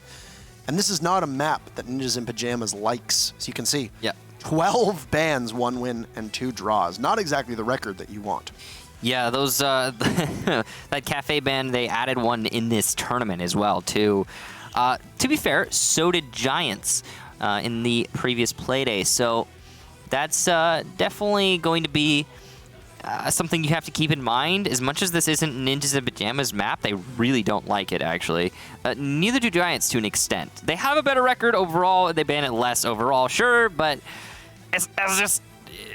It doesn't seem like either team wants to play Kafe. I think Giants are just taking it because they know Ninjas in Pyjamas really don't want to play Kafe. So we'll see what it is that Vodafone can give us here, if it's going to be dominant or if Ninjas in Pyjamas are going to show them what for. It'll actually be a Nip Thatcher ban to start things off, which is, you know, something that they typically do ban. Thatcher is actually the most banned attacker on the side of Ninjas in Pyjamas, but it isn't something they've been doing a whole lot of recently. And Vodafone is actually going to double down on that same department, banning a Maverick. So now it's going to be really hard to get past a Bandit or a Kaid, should that be... I mean, that's gonna be really big on Kafe, and because of that, Vodafone will ban Kaid. So there you go. You've only got Bandit now and Mute, but still, those are hard to get past with no Thatcher and Maverick. Twitch is probably gonna be played a lot here. This is gonna be an interesting match. Also means that Echo is available. Also, and Maestro. Maestro is available. This is such a weird ban phase. This had to have been well thought out by Vodafone. Keep in mind, the Clubhouse matchup that was between the Vodafone Giants and Empire happened to be when the Giants allowed Empire to ban first. They banned, I believe it was Maverick, it might have been Hibana, and then the Giants responded by banning a second hard breacher. The Giants love to do this. Thatcher bans are not unexpected when you're going up against Latin America teams. Thatcher is the most banned attacker in all of Latin America. So it's Nip's most banned attacker also individually. So now you have what? You have a scenario in which the Giants knew this was coming. They expected a Thatcher ban, and they can play around it accordingly. Nip will get to go to defense first, so it's going to be the Giants who will have to wrestle with the fact that there's no Thatcher and no Maverick on the board.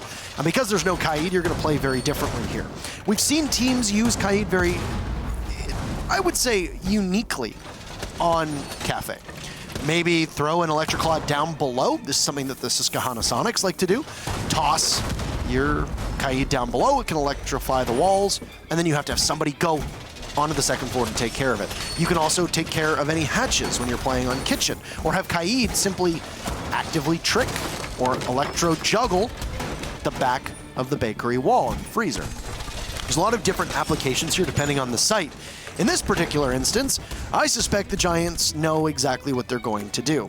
And what is a little strange for me is that a team that likes to run double hard breach isn't doing so on Kafe.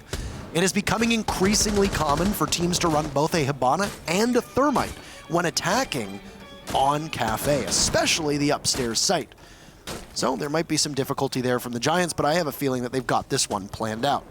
An 11-hit castle barricade inside of Piano as Nip will bunker down and just simply wait. But the windows will go very quickly as it's every single member of the Giants up on rappel and towards the roof within the first 30 seconds. Muzi and Psycho holding inside of Piano, using the castle barricades to their advantage. One of them's already been dispatched by the sledge, but there's still protection from the Stealth Repel, so it's going to allow a little bit of focus here for these two roamers, and they can just hold on to those west windows. It's definitely possible to hold on to the Piano itself. Kamikaze inside of Cigar. He's got a shield to assist him there and a great kit to hold hard angles. But Piano's going to get picked off early by Corey over by default plant spot. Psycho with the run out there to get the refrag, but he'll be refragged upon by Alfalma. That was a really great catch there by Alfalma. Psycho could have easily made it back. Muzi's also going to get taken out by Rise. Muzi was trying to play inside of Piano along with Psycho, so that's the Piano presence done away with. Kamikaze, though, can easily rotate thanks to the castle barricade being prepped with 11 melees. It only takes one more to break it. Julio's going to move his Yokai drone so his teammates can call the white hallway, and he doesn't need to worry about it. An aggressive play from Kamikaze. He'll get one on the floor. Finished off. That's Rise. So this is definitely not over for Ninjas in Pajamas. And if Kamikaze needs to get into Piano, that castle barricade behind him, keep in mind, is 11 hits, so he just needs to smack it one single time. It's going to be a challenge to find the Yokai drones, but you got a minute and however many seconds you want to deal with that before you have to get the execute and the plant underway. So you'll wait from above. As the Giants are still back on the windows, they know they have ample time. Kamikaze has moved over to the cigar shop, just waiting very patiently behind the counter. He'll go back out. The ADS will catch one projectile. He's got the deployable shield in front of him, so Kamikaze is safe to a certain extent, I would say. He's going to watch the drop quite keenly and intently, while those Yokai drones of Julio will be sat on by the three members of Ninjas in Pajamas. Things really need to quicken at some point for the Giants, as Kamikaze will shred through another and pick up 2 kills from the same position. Julio falls, so his Yokai drones will still be in play. That's going to be all she wrote. Kamikaze is coming through the White Hall, and that's exactly where Alfama is planting. Planter goes down almost successfully, right on 000, but the Giants will get the kill to seal the deal. Doesn't even need to play around the objective. They read the White Hall push perfectly, and Aces is as accurate as ever. First round goes to Vodafone Giants. That's really big. Winning an attack onto the top floor of Kafe early on, that sets the pace for the whole match, really. And while Ninjas in Pajamas likely are going to win the next time they go into the top floor, it's not even going to be this next round. They're going to go to Kitchen to try and change things up. Fair enough to Nip. They typically do this, by the way. It's something they're known for. Whenever they lose something, they go somewhere else. They're not going to stick to the same thing over and over again. This is one of the things that they, in particular, are aggressive about. But, yeah, that win up there on the top floor from Vodafone is an upset win. The top floor is considered by most teams to be that site that you should be winning. You should be taking it. And if you're not, something is really wrong. So, good job to the Vodafone Giants for taking that one. Ninjas in Pajamas have to start rethinking how they're going to hold it. And I'm sure that's probably why they decided to go to Kitchen next, so they can contemplate their top floor hold in the meantime. It looks like they're going to be going for a aggressive bakery hold. We see two different kind of mindsets to this. Well, actually, we see many different mindsets to how to hold Kitchen, because it's still kind of new in the meta. Some teams try to hold aggressively in bakery. Some just forfeit the bakery and bandit trick the kitchen wall. Differing opinions there. Nip are going to go for the aggressive bakery hold. You can see they've also made a rotation into kitchen from bakery, so they have options. They have versatility, maneuverability. A lot of teams will run a castle as well here on this site, and they'll just castle off bakery.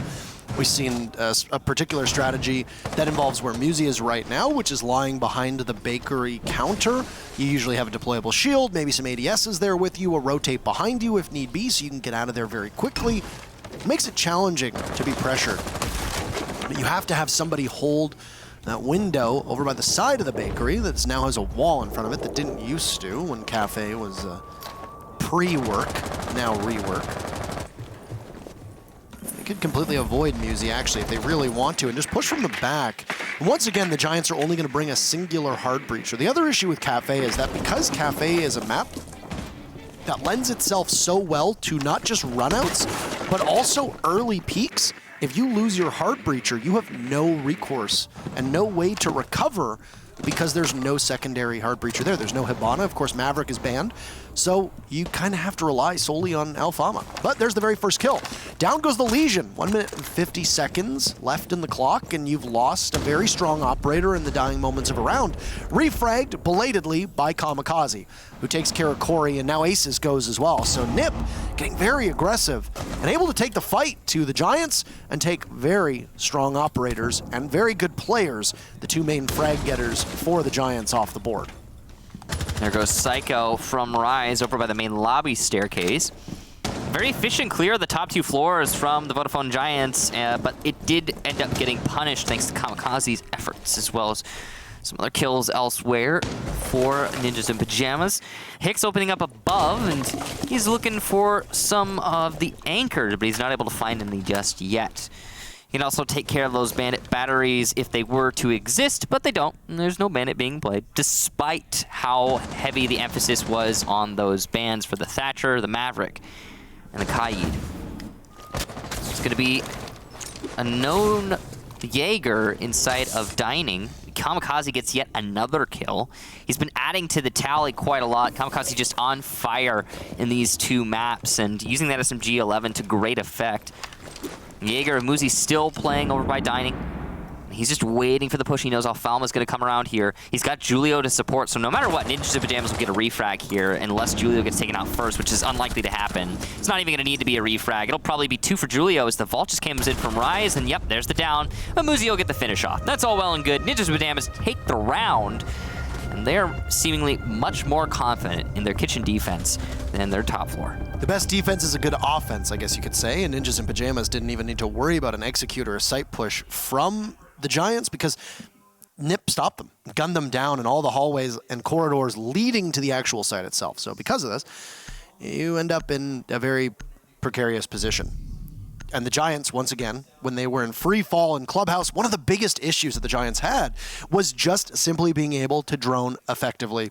They seemed to stumble in that round as well. They couldn't do what they needed to do and get the information that they wanted, and because of this, they ended up going in blind. Julio on an Echo, and you also had, I believe it was Psycho on the Valkyrie. You're going to have an abundance of information from the defenders, and you have to worry an awful lot if you're the Giants as to how you're going to approach that, because every step of the way, you will likely be watched or being watched. And add to that now, as there's no Echo, there's going to be a pulse. So there's more accurate and up-to-date locations that will happen from Nip. It's going to be a reading room defense on the second floor. Things went sideways for Nip, I think, on that top floor so much that it scared them away from going back. So to reading we go. Fair enough. It really was not a good round for them, and I cannot blame them for making an adjustment. I think that's probably the right call. They will probably go back to it for the 3rd site if they win this reading hold, but maybe they'll go to mining. It's entirely possible. Mining is not the worst site, it's just not fantastic. It's up to Nip, of course. For now, the Vodafone Giants be bringing those standards attacks lineup that they've been leaning into for Kafe thus far. AQ going to be very important in countering this pulse play. Pino going to call out so much from this red staircase. It's a great position early on to just to figure out who's where. Pretty standard push here so far from Vodafone. They're just going up to the roof. They're trying to work their way down through the drop downs. Looks like Hicks actually wants to apply some pressure from the west balcony. He could do that. He's outside of the cardiac sensor range right now. And Julio's not hard holding mining window. If he knows this, he could push. C4 prepped from Pino. There goes. No. He held on to it. Put it away. Yeah. Run out from Psycho gets one, but he's refragged. And that was probably on the south side, though we didn't see it, so I can't be sure. He's going to catch the buck here, though, so yeah. Hicks picked up on the sensor, might not be aware of it. He's going to backpedal over towards the safety of what is the, I guess, vents, but he wins the fight. Oh, the UMP is just not a good gun for those altercations, and a great flick from Hicks. Yeah. That's all she wrote for the pulse. If you're going to go for an engagement like that, you really do need to just take it on faith that he's going to stay there and shoot through the window without meleeing it, but it ended up costing him. Corey's going to get refragged belatedly, though, by Kamikaze, which has been happening so much. Kamikaze just keeps getting kills with that SMG-11. He is so proficient today, and he's keeping his team in it, to be honest. Kamikaze's still there now. He doesn't know that it's on the other side of the humidor, as you could call it, where they keep the cigars, that there was a vulnerable Alfama. It's penetrable as well. It is. He could have shot through it and possibly taken out Alfama had he had the information. All of the Giants are arranged around the side of red stairs. They've got Kamikaze still above. Somebody will need to move towards that second floor. Keep in mind, the site is reading. Down below, you can't plant and train or mining. Julio's gonna miss a lot of shots, and he gets sprayed through the window, through the wall rather, and Musie's there to clean up as 2 kills come out for Ninjas in Pyjamas, leaving Aces in a 1v3, and this will be very daunting for him. He doesn't know where anybody is. Both Musie and Julio are low enough that the commando in the hands of Aces will be more than suitable to take them out. 1 bullet apiece, that's all it's going to require. But where is Kamikaze? That's the question that will need to be answered. And for what appears to be the second round in a row, the Giants just don't have any information. No calls, no drones, nothing they can do. Julio walks out, but he basically sacrifices himself so that Ace's position is given away, and you know that he has to go in through the reading doorway. Doesn't matter, Musie's watching from above, and Ninjas in Pyjamas will take their second round in a row. Not bad for a team that doesn't really play Kafe. Ninjas in Pyjamas doing a great job there. One thing that really stands out to me is that Vodafone did not manage to clear out the top floor. They should have made that their first priority. Once you clear out the top floor, then you can start working on the bottom, use that vertical control, but it is not an easy thing to do. It's important to remember that the reason that new Kafe is slightly defender-sided right now is that top floor is so easy to hold onto, whether you're roaming from Cocktail or holding it from Cocktail because it's a top 4 hold.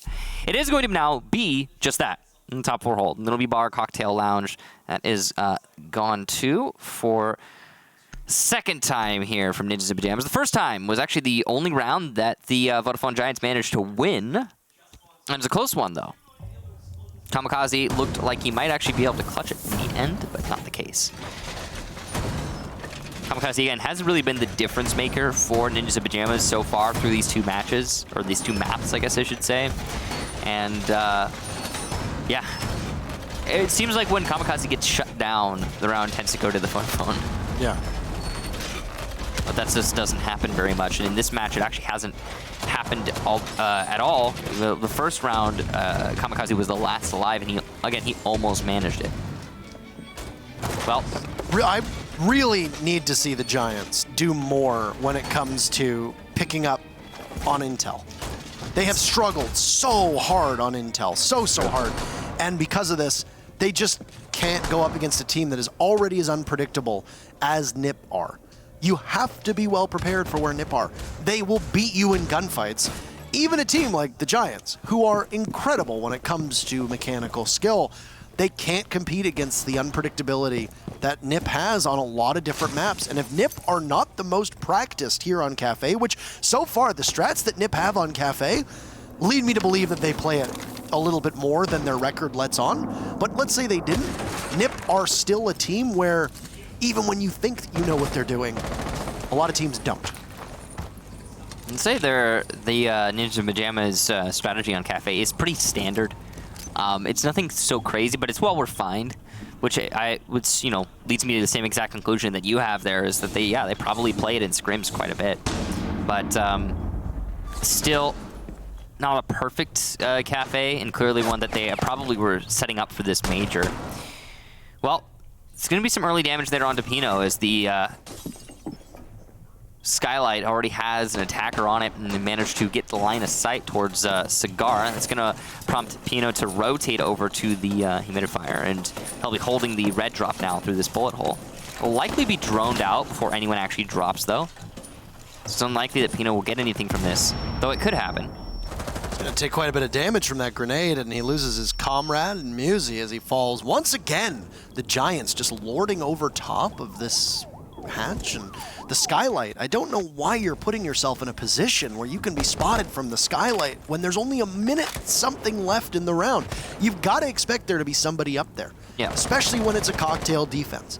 Somebody will be perched on that Skylight for the entirety of the round now, very likely, because you don't need all 5 bodies inside.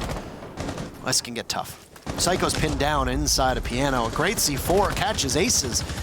That's Kamikaze getting the very first kill. Pino is down. This was a powerful position for Kamikaze. He's also downed Alfama. And he'll look for another Oh, Ninjas in Pyjamas just obliterating and slaughtering them.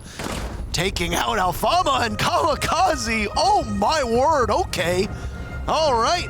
3 in a row for Nip. And they finally managed to figure out Cocktail off of the backs of what appear to be a 4K. It'll prompt the Giants to take their time out. A good time to do so, as this is their map, and they do not seem comfortable on it at all, at least not so far. Yeah, I mean, to be fair, it is Ninja Pyjamas currently on defense, but at the same time, there should be, I think, a little bit more... It doesn't seem like the Vodafone Giants really have their feet on the ground, if I'm being honest. And these seem to be some really dominant rounds for Ninja Pyjamas. But I gotta say this again, a lot of that comes off the back of Kamikaze. I mean, yeah, Kamikaze's always in the right position at the right time, but he's just been fragging out nonstop. That last round, I believe that was a 4K for him. So really impressively done. I would hope that the Vodafone Giants are going to show us a little bit more on their attacks for Kafe, because as much as, yes, this is a defender-sided map, you do need to at least get a few attack rounds, or you're going to have a real trouble when you get onto the second half, or when you're getting onto the second half, because you'll be starting low on the round count. Well, let's see what the tactical timeout will give the Vodafone Giants. It was mostly the coach there talking, trying to give something, I think, to the team. So maybe some strategy call or something along those lines, which is definitely the right thing to be doing right now, as it doesn't seem like Vodafone Giants have had any actual real strategy on these attacks. It just seems like they're trying to do the standard stuff. Get in the building, open this wall, open that wall, and then hit the site. But usually the Vodafone Giants don't even get to that part. Hitting the site has been elusive to them. Yeah, they haven't really come close at all. They almost got the plant down on round 1. And then after that, there was basically nothing. We could say they got the plant down. I mean, they won that round. They were like a half second yeah. at best. But really, they won it on the kills, and since then, in these last 3 rounds, yeah, just Giants haven't been there, man. There've been some really lackluster attacks, some good picks, some refrags for sure from Giants, but the strategy overall has been pretty bad. I mean, especially that last round, they stalled so hard on red stairs, and it was why? Because Kamikaze. I feel like I say his name too much, but he has been doing most of the work throughout this match for his team. No, I mean, people who say the names too much of Nip, it's usually Psycho. Well, Psycho I mean, is usually the one who gets quite a bit of love, I guess you could say. He's been doing stuff too, but most of it's been Kamikaze. There, speak of the devil. There's all the good work undone by your tactical timeout as Corey dies helplessly after tossing out one set of the track stingers. Yeah. F90 is a deceptively good gun. I think people are just starting to wake up to its potential. It's an absolute laser beam, virtually no recoil at all. So good DPS. It is super easy. Yeah, great DPS. You've got smokes, you've got the super shorty. The kits of both of the Australian operators are really strong. I would argue that 3 armor is actually really good on attack, especially. Gridlock is just thick enough that she survives most encounters unless you're shooting her in the head. So that's really bad for the Vodafone Giants, of course, being down 1 man. But usually, we've talked about this before, usually when you get pick early, you win the round. That is like a really, really reliable statistic there. You can win most rounds when you get this early kill and there's no refrag. So right now, it's almost a 4-1. We're already close to it, despite it being 5 versus 4.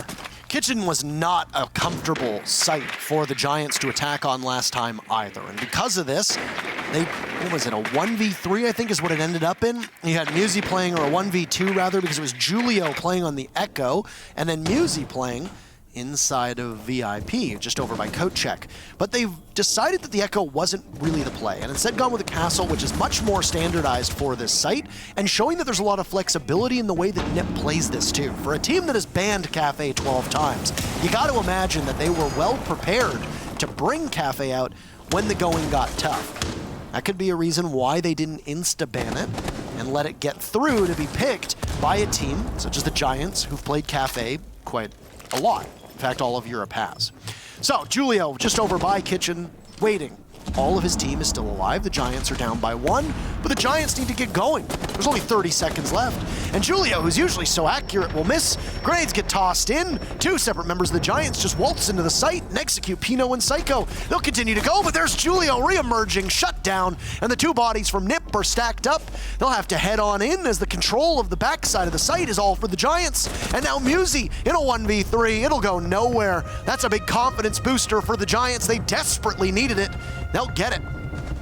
A huge recovery there, especially after they lost a player early on in the round. So defying the odds, defying the statistics, and Vodafone Giants will keep themselves in this map, all things considered. Even if Ninjas in Pyjamas end this 4-2, that's actually not terrible for the Giants, as again, that's the attacker side. And this is, if it does go 4-2, that would be much the same as what we saw on Clubhouse in the map prior. We could see a complete repeat of the scoreline from Clubhouse. Let's go to 15 rounds between these 2 maps. I'm down for it. Yeah, absolutely. We got a break after this one. That's true. That's true. After this matchup, we're off for the Empire MIBR match. Mm-hmm. And then we're back for TSM Nora Ringo. Yeah, yeah. I heard Bolo's playing. Yeah, Bolo will be playing. If you wanted to know when, it'll be the last match on this stream. Stream B. Oh my God, it's Bolo! Yeah, Bolo will be there. There will be no in between to his performance. He cannot have an average performance. It either has to be insane or terrible. That's the only option with Bolo. Everybody else can have average performances, not him. He's not allowed. We have an update from the other stream for you coming in right now. So spoilers, close your ears, close your eyes, close the stream. Don't close the stream. Everything but the stream. Everything but the stream. Leave the stream up. Close your nose.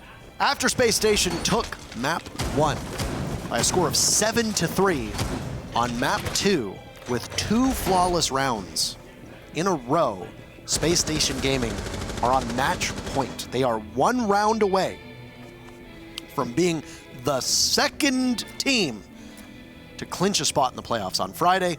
G2, of course, being the first. What a performance that has been. And right now it's 6-2 on map 2, which would mean that if Space Station win, if it'll be only 5 rounds for EG. I don't know what it is, but these group stage matches have been awfully quick. They have been, quick, yeah. A lot quicker than expectation would suggest. Than conventional wisdom, as we like to say. Not so conventional this time, are you, Wisdom? Yeah. No, but it's actually kind of weird because, well, not weird. It's just kind of typical that I feel like we never get what we expect out of these events. A lot of people ask me why I don't make predictions. Because you're lazy. No, it's not because I'm lazy. There are other reasons. He's a joke. I am lazy, but that's beside the point, okay? I've started doing predictions because I think they're enjoyable. They're good content for the community, etc. And okie doke. It has shown that I am not as correct all the time as I wish I could be. There goes Psycho. Psycho is down. Goodbye to the Valkyrie, and Rise, goodbye to 50 HP as well. Oh. Eno under fire. He's yet to find a kill in this matchup. Really? Yep. Well, in this match, rather, map 1, he did Kamikaze. There he is again. Usual position. Oh, boy. Making it work. It's usually Psycho on the tip of everybody's tongues, but this time the name will be Kamikaze. Musi gets in on the fun, shutting Corey down, and the brief momentum that the Giants gained from their victory on Kitchen. This last round is now all but gone. It's a beautiful shot from Musi. Okay, keep making those as Hicks is gone from the board, and there's another 3 kills from Musi, 2 from Kamikaze, and it's a 4-2 scoreline, just as you had said was possible. Probable in this case, and who knows, maybe it's going to be the same thing that happens now in the second half, but in favor of the Vodafone Giants based on the virtue of defense. Who knows, is again what I will say, because I didn't think it'd happen. But yeah, this match is going as close as we expected it to, as we predicted it to be. Nothing crazy going on here. Kamikaze is really having a standout performance. I want to highlight that. Of course, I know I have already, but he has been the hero for a number of these rounds for Ninjas in Pyjamas. He was the hero in that last round, and it's a big part of why Ninjas in Pyjamas are up 4-2 right now. Montaigne banned in the previous map, not so in this one, and he will be brought So that's going to be an interesting change for the attack, and it could offer some upset potential. Now, it's important to remember that the first round that Ninjas in Pyjamas went to the top floor, they actually lost it. That was a really big upset, and it changed the way that this map is probably going to play. So it will put the Vodafone Giants in a better spot, but this Montaigne could be something that the Giants are not expecting. And that could offer the same result now, but the inverse, of course, with the teams.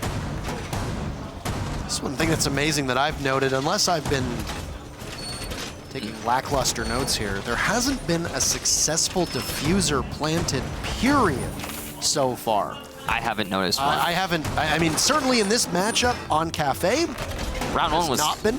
Round one was close to being a diffuser plant, but not close enough. And then you see the same on map 1 on Clubhouse. I don't have a single diffuser down, but that just could be negligence on my part. Who really knows? Anywho, well, we've traded things around, and it's going to be the Giants on defense now with Ninjas in Pyjamas bringing out the Montaigne. Now, Nip banned Monty. Map 1, I think there on was. Clubhouse. There might have been one. Yeah. It was a server defense, I think. I want to say. It's kind of like distant in my mind right now. Yeah. And we want to update them? Yeah, let's give you an update. Ladies and gentlemen. Spoilers. Spoilers. I mean, saying that it's a spoiler is kind of a spoiler in and of itself. I We guess have a so. second team. A 7-2 victory as Space Station takes it over Evil Geniuses. Amidst the action here, though, because Ninjas in Pyjamas will get their very first kill onto Aces, shut him down, and continue to move on. Hicks taking some damage as Musi took some on his own. The Monty pushing on up. He'll continue to go and maneuver forward. Down goes the singular Hard Breacher as it's Rise with his shotgun out, doing his best kamikaze impression inside of Cigar. Still got the cheerful music next to him, just on the piano risers. He'll try to wait amidst the chaos and hear if he can, or see if he can hear Julio on Repel. Psycho drops the shield and punishes Rise. That's dealing with a Montaigne at close range. It's never a fun endeavor for anybody, as the mountain will continue to move. A minute and a half expired, a minute and a half to go. Yeah, that's not how barbed wire works, but there you go. Corey doing some last-minute changes to the site setup. Gas canisters coming out to counter the shield from Psycho. This Montaigne has been doing some great work. There's the second gas canister. Musi goes down, though, behind the Montaigne, thanks to Hicks' excellent use of that SMG-11. So it's definitely not an outright win here for Ninjas in Pyjamas, but I would say that the Montaigne is doing so much right now for Nip. It's pretty crazy, actually. There's still a decent hold here, but all 3 gas canisters have been expended. There should be yokai drones still in play, and those will probably have to come in to deny Psycho his shield. Hicks gets another kill. That's a second, though, onto Pino, and he's looking for a third as he peeks into the white hallway where the remaining 2 attackers are. It's going to be Corey, though, to get one onto Julio, leaving just Psycho on the shield, and it's unlikely he'll make this happen, but he's going to get 2 excellent headshots before Corey shuts him down. That's 3 for Psycho in the round, but not enough to win it, though it was very, very close. Damn. Did you feel like he was going to pull that one I did, off? yeah. I felt the same. I felt like he had it coming. If it wasn't for the flank from behind, Kamikaze is single-handedly carrying this team through Kafe at the moment. At least 3 of the 6-7 rounds. It's been incredible. And Psycho, who's usually the one who's doing it, I mean, he's taken a break. He was so instrumental in Clubhouse for his team. He had a good round on that Montaigne just now, though. You really got to hand it to him for that. Even though they didn't win it, Psycho is looking good on those shield ops. He didn't have such a great result on Clash in map 1, but here and now, he's doing well. It's a 6-pick off of Mozzie onto Mozzie from Alfalma, and off of Ash onto Jackal from Musi. And top floor being successfully defended from the Vodafone Giants. They will go to the kitchen, the bottom floor. Oops. I don't know what's more stunning right now, the way that this map is going or the way that that EGSSG game went. Or your face. What did you just say to me? I said, or your face. You think my face is stunning? Yes. It's really nice. Thank you very much. I think your face is stunning too, Michael. Thank you, Parker. Very welcome. But no, what I was saying is every single matchup today has been a 2-0. We are on Yeah. We are on schedule. Are we on schedule or ahead of schedule? Because I feel like we're ahead. I mean, it's group stages. The numbers are made up, and they don't matter. That's true. Matches just happen. I don't think we've ever had a major where the group stage is like, yeah, we're going to be consistent and on schedule 100%. It's either too slow or too fast. I mean, even Flynn, for crying out loud, the 3-map specialist from the Invitational. Oh, yeah. Even Flynn has only been doing 2-0s. Pretty incredibly. Yeah. Think about it. I remember very fondly, I think it was the Penta Norarengo match in Montreal that was going on at like 11 o'clock. Yesterday we were done by like 9 o'clock. Couldn't believe it. But these have been really quick. Obviously, this matchup between Vodafone and Ninjas in Pyjamas, not shaping up to be quick at all. Unless the Giants somehow find some amazing momentum over the next couple rounds, this looks like it might be Nip carrying us over to Consulate and giving you and I our first third map, as we have yet to have map 3. We've done all 2-0s so far. That would be interesting, and right now Nip are definitely in a great spot, but I would say overall, since Vodafone won that first round on the top floor, they're looking really good to actually just get the 2-0. It could definitely happen. There's no way to know how it's still anyone's match, but yeah, I don't know. Vodafone Giants are looking pretty confident here on defense of Kafe. They did get 2 on the attack, which is good enough. That is the definition of good enough on a defender-sided map, which this is. Now, so far, Ninjas in Pyjamas have been clearing out the top 2 floors on this basement hold, or, well, I guess not basement, it's not underground, but bottom floor hold, and they've done that. It took them 2 minutes, but they got it done. Corey, going to be an important player here as he's holding on to the dining room, and he's got a shotgun to hold that angle, and support from his teammates in the main lobby, as well as information from Alfama's camera. Whose smoke was that? Was it the Dokkaebi getting close enough to toss it in, or was it Muzi's? Because there was a smoke that looked like it was cutting off Corey as he's waiting. It likely was Julio's lobbed all the way down. Corey is finally finished off. As you've got control of the brown stairs, you continue to push down towards the back of Freezer. Kamikaze knows he's got a body or two near. Ace is somehow taking out Rise, and these stupid little mistakes, as we could call them, or as the Doc himself would call them, are going to really hurt the Giants. Now Hicks is gone off the board as well. In 30 seconds, the house of cards that the Giants had built up is starting to collapse. Nip have enough bodies that have taken damage to the point where a couple bullets from the Giants could really swing this the other way. Kamikaze goes down as the opening is created inside of Freezer, and Aces backs up for the time being. That's also Diffuser down, so you just need to wait 15 seconds as Julio needs to run across. Alfama takes out Muzi, traded off, and Aces will try his best, but he can't shut down Psycho. It's another round on the board for Nip. They're first on attack, and they are steadily marching their way towards stealing away Giants map from them and sending us to Consulate. Yeah, you said stupid little mistakes, and I wholeheartedly agree with you there. That was the Vodafone Giants kind of throwing that round away. One big thing that I have to highlight is Corey's play inside of Dining was pretty bad. The fact that he was picked off without punishing anybody with it says SAS operator, either smoke or mute. That he had the shotgun SMG-11 combination, playing in Dining, holding a hard angle on that white hallway. He should have been able to get at least one player before going down. Because he died, the rest of the players by the main lobby had to fall back, and they got punished on that retreat because Aces TK'd. And then when you're in sight, okay, well, it's a 3 versus 5 now. No punishment, and your own mistake with the TK costing you the round. Huge, huge loss there for the Vodafone Giants, and they're going to go back to the kitchen, try one more time. But yeah, I can't imagine they're going to mess it up just as much as they did in that last round once more. So this is definitely a winnable one.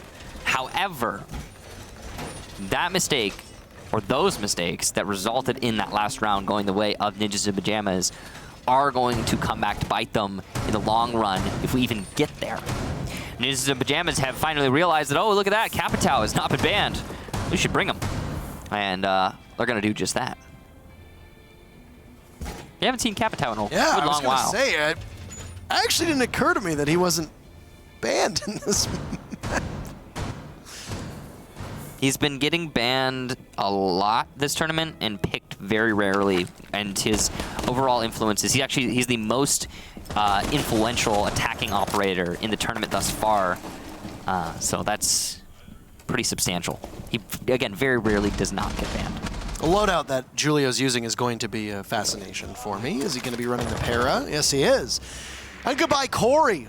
They found Corey as the very first kill, about halfway, just a little bit past halfway of round number 8. Round 9, they've quickened the pace. They do it in 30 seconds. 30 seconds or less and your pizza is free, I think. Huh? Is what you could say. 30 minutes or more and your pizza is free. It's like a joke about how it's like a delivery place that does that, or Corey's done. Okay. Was the joke? Is that like Corey is? Right. Yep. He's dead. He's dead. It was a fast one. I guess he was going for an aggressive play, but it's going to be Muzi on the floor and finish off by Rise. So there's a very late refrag, but it still happens. Nice angles here from Rise. He's got these small murder holes. You'll have the Yokai drone assisting him as you see it cruise on by. It's going to be on the stairs, so Rise doesn't get pushed from an angle that he's not prepared for. He can just watch a singular location. So you've possibly got some impact tricking being set up by the smoke. Rise takes out Julio, so he'll find his second kill. 90 seconds in, and you've taken all the smokes gone and removed them from the equation. Also loses the Capitao, so anything that we were excited to see about the Brazilian operator is done. Doesn't use the asphyxiating bolts, doesn't use the smokes. So nothing to worry about too much. Psycho's managed to get inside of reception. He's near coat check, and, well, you might want to check out exactly where Rise is playing, as they are very close to one another. He has utility to spare, he can bounce it, and it's going to hit Rise, actually, as Rise rotates on in. Not exactly the best timing for the Jaeger, but he can just sit for the time being as a C4 goes out, trying to get some covering fire from Aces, but for the time being, Ninja's ever elusive. Doesn't look like they're aware that Rise has rotated into Kochek despite the lifeline detonating on top of him, and he could actually make a huge play. Rise has the information, and there you go. That's his third, looking for a fourth as he peeks towards the main lobby from Kochek, and there it is. The quad for him as he gets Pino, but Aces denying the ace. Getting the final kill onto Kamikaze as Rise hits the floor. That's going to be the Vodafone Giants finally winning on the bottom floor. It only took them twice, but they managed to get it in the end. And they'll go to 5-4 overall. Really good round there from Rise individually, playing by the main lobby. They're keeping this as close as they can with the Giants surviving a scare. Now, they'll go back upstairs to Bar and Cocktail. And I mean, breaking that last round apart, you look at the way that Rise played. You look at the support system that he had.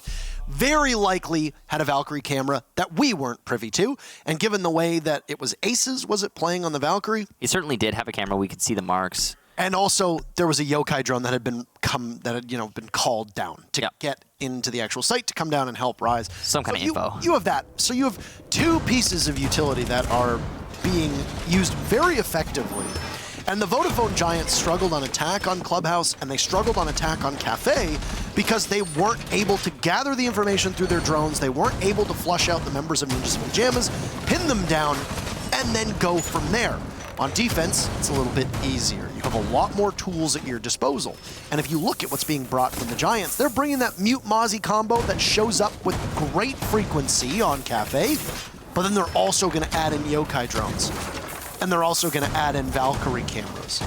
And it's likely that there's going to be a C4 in the hands of Rise, but if needed, you can bring a bulletproof camera as well. So there's a lot of tools at the disposal of the Giants to try and figure out where Ninjas and Pyjamas are going to come from. Smartly, Nip has brought along an IQ, which is something that we have been critical of Nip in the past for not doing. And they're going to run with a lineup that looks very similar to the first time that they attacked Cocktail all the way back in the 7th round. And a lot of it is going to hinge on the play of Psycho, assuredly, as a lot of Nip's play does. Here come the repels, primarily on the west side, and he's going to open the window but not actually peek it, just trying to spook whoever's playing inside of Piano. Psycho back on the Montaigne, and this has been such an important role for Ninjas and Pyjamas. Psycho does a great job on this Montaigne. If he can get shut down, then that would be really big for the Vodafone Giants, because it seems like Nip kind of rely on Psycho's Montaigne to clear out the top floor. Here it comes. There it goes. Pushing into Cigar already. Doesn't need to worry so much about his left. That's to the north, because it's unlikely anyone will play there, and he's got a teammate likely on the drop. The wall gets opened up, though, so he's not even going to push into Cigar. He'll go straight into Piano. C4 from below could do a lot of work here. It's going to have to be perfectly timed. Waiting to see if he's going to pull it out or not, but the problem is that where Psycho was positioned, it's a hard floor, so it can't go through the wall. It won't do any damage to Psycho. Yeah, it could get Pino, though, if he decides to push in here. That's where it's pre-placed. Oh, bad timing on a different C4 entirely. Must have been Rise's C4 that goes off under New Hatch, and Aces will now go down as well. No C4 from Corey. He's brought barbed wires. You're going to need it here. The Monty will just flirt around the doorway. Corey watches intently to see if he's going to get pressured or not. He's been the opening death for the Giants 2 rounds in a row. Keep him alive. He's got a great loadout, and he's an accurate player as well. He can really commit to a possible strategy in regards to taking out the Montaigne, but no, for the time being, nothing. Pino's been downed. Waiting to see if the Monty's going to push on up. Aces gets baited into Musi, and Pino's still downed, waiting for some cover. Corey was thinking about getting aggressive there, but he thought better of it, and is just going to try and hold on to the site. It's probably the right call long term. There's only 35 seconds left, and this could really work out for him as he peeks into the main bar, or it could work against him. The Thermite going towards Cigar, and he doesn't seem aware of that. Late rotate, he'll lose some HP in that transition. Rise on the white stairs is going to be very important. He gets Psycho, so there goes your Montaigne. Corey having a really weird round so far, and on the white stairs, Pino gets Rise with a grenade, well thrown all the way from the end of the white hallway, but he's also on low HP as he pushes into the main bar. The Yokai drone's doing great work here, but Pino's going to get Alfalmo regardless, so no more Yokai detonations. Corey trying to stay alive in bathroom along with Hicks, who will get one. There's the denial on the plant. Hicks another, and it's going to be Corey to win the round for his team. Just persisting in bathroom, and Vodafone Giants will take the round, putting us on 5-5. Yeah, look at that. Keep Corey alive, win round. Simple structure, easy to follow that flow chart. And with that, you've now squandered the lead that Nip had, or at least made them squander their own lead. And because of this, Ninjas in Pyjamas, they'll take a tactical timeout. The Giants had taken theirs earlier on, and it's good to see both teams having a very active coaching role, because we have commented in the past on teams that get a deep run going and don't bother to take a timeout. They don't cost anything. They're free. You can take them whenever you want. Well, not whenever. You can take them once per match. Or map, sorry. So Nip's going to take theirs this time, as Vodafone Giants had taken theirs earlier on, and we've tightened things up. If it's a 4-2 scoreline yet again, then we go to overtime for the second map in a row. Keep in mind that for the very first time, the Giants will have to defend one of the 2 second-floor bomb sites. They were successful on Cocktail just now, and previously they were successful on Kitchen. Those sites will be locked. Kitchen will open up for the very final round, which we will need. This will be the penultimate round of regulation, because no matter what, round 12 will have to be played. Reading or mining.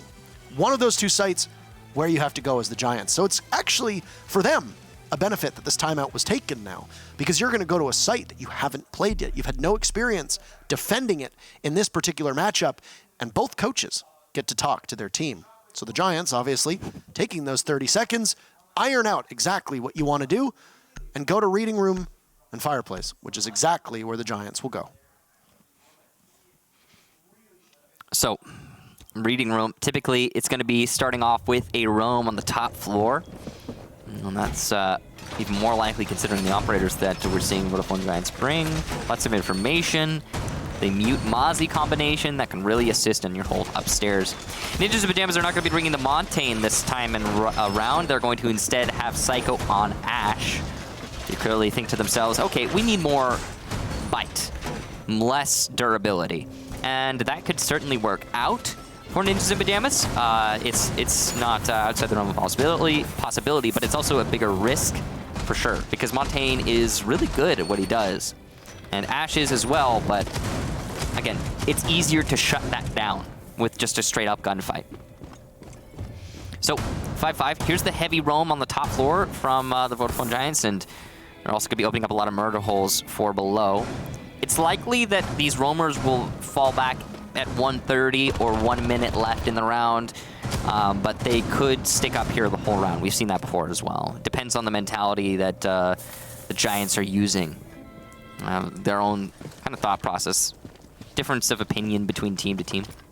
They really liked the lineup that they brought last time. I think it helped them quite a bit to know exactly where Nip was going to be pushing from, and as such, the Giants are going to waste no time, once again, with the Mute-Mozzie combo, and then the Echo and the Valkyrie. So the way that you apply it to the site is obviously going to differ from the way that you defend the bomb site on the 3rd floor, but that doesn't really matter. It's still going to give you a lot of options and tons of information to play around. Now, Corey, spotted on a drone, could be the very first and opening pick for Ninjas in Pyjamas. And if they do that and they continue to keep that ball rolling, they regain some of the momentum that they lost and have been bleeding over the last 4 rounds. Corey was pivotal in the dying seconds of round number 10 and ultimately killed the planter to secure the round for his team.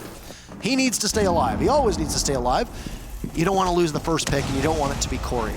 In this case, some of the piano control has disappeared, and Alfama has moved up, and he'll lose a lot of HP, but he trades it for Kamikaze, as Muzi knows that there's somebody nearby. The first Dokkaebi call goes out, and Rise taking the fight to Psycho. So 2 members from NIP unsuccessfully entering, and they're buried now for the remainder of this round. And you can see that the Vodafone Giants have fallen off of their top floor roam. It was about at 130 this time, and they're punishing Ninjas in Pyjamas all the while. Look at that. We're staring down the barrel of a perfect round, or a flawless round right now, as Muzi is the last attacker left alive. Alfama on low HP, but other than that, this is a really great spot for defense to find themselves in. And Muzi will give away his position by shooting that yokai drone. There's actually some aggression coming out here as someone pushes up the top of the white stairs. It's either Hicks or Rise. It looks like, yeah, it's Hicks, and he's in a great spot using an SMG-11 at this range. He should be able to win this engagement outright if the IQ challenges. Pre-fire comes out. No dice. Muzi peeks it, long range this time, and he's got the advantage now. The fallback from Hicks, and he'll use a gas canister to cover said fallback. Muzi's just playing slow and smart and looking for picks. He can also wait this round out and allow for his team to think about what they want to do next round. You got 20 seconds to reset if you really want to, but you're not going to go anywhere. A flawless round. Nip takes the timeout, and it ultimately ends up benefiting the Giants more than anything, as they don't sacrifice a single body, and they put themselves on match point. The Giants have not had a lead in this game since round 1, and what a time to regain it, as it's going to be round 12, our very final round. We either have overtime, or we have Ninjas in Pyjamas going home, and the Giants competing tomorrow to see if they'll be able to get a spot on Friday. I could definitely envision overtime here, especially with what happened the last time, or the first time that Ninjas in Pyjamas attacked onto the kitchen. The last time that the kitchen was defended by the Vodafone Giants, we saw a 4K from Rise. It was really impressively done. His positioning was impeccable. But that's unlikely to happen again. Lots of information to be gathered, I'm sure, from the Valkyrie and the Echo. The IQ is being brought from NIP. That's good for them. As we've said in the past, that NIP are slow to adapt with their operator selection, especially when it comes to things like IQ. So the fact that right out the gate, Muzi is on IQ is great. Of course, he's been doing that through most of this map. But anyway, it's mostly because the Echo wasn't banned. And both of these teams like banning Echo. Surprise, surprise. Most teams do. He's the most influential operator overall for this tournament so far. Not only on attack, but also on defense. Or not only on defense, but also on attack, rather. So, yeah, good job to Echo for being really powerful. Now, 6-5 definitely could just end here, but I just don't see that happening with NIP. I mean, I think that they're going to put up a heck of a fight at the very least, and if it does end here, it would be impressive for the Giants. That's what's coming into my mind. Capitao being brought yet again. Smart, because he's not banned. Again, that's a rare thing. It's the same reason Echo's being brought. They're the 2 most influential operators overall, and it's just interesting to see them. Capitao wasn't particularly effective, right? Because it was both Muzi and Julio that were killed very early in the round in what essentially began the Giants' comeback. He wasn't effective because he died. Like, He wasn't an effective operator if you're dead. He was You dead. can't really do all that much if you're dead. You got a Claymore. I guess Echo's effective if he's dead. And same with Valkyrie. Oh, yeah. No, I mean, that's fair. But, like, yeah. Not an active operator. Capitao is an active operator, so yeah, he got picked off really early on. And Psycho missing some important shots there. Now, the last time that Kitchen was won by the Vodafone Giants, which was back a couple rounds ago, round number 9, which is what, like I said, sparked the comeback for the Giants. The big reason why was because of Rise. He got his 4K. Narrowly an ace, or almost an ace, nearly an ace. Not it. And he's in a very similar position to where he was before. He's going to be over by Kochek. He's going to be watching all the way down towards the bakery entrance, and he's also going to watch VIP. He's got aces backing him.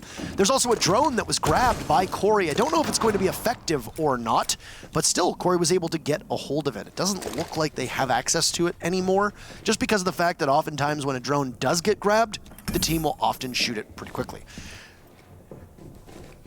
It's Corey instead of Kochek right now.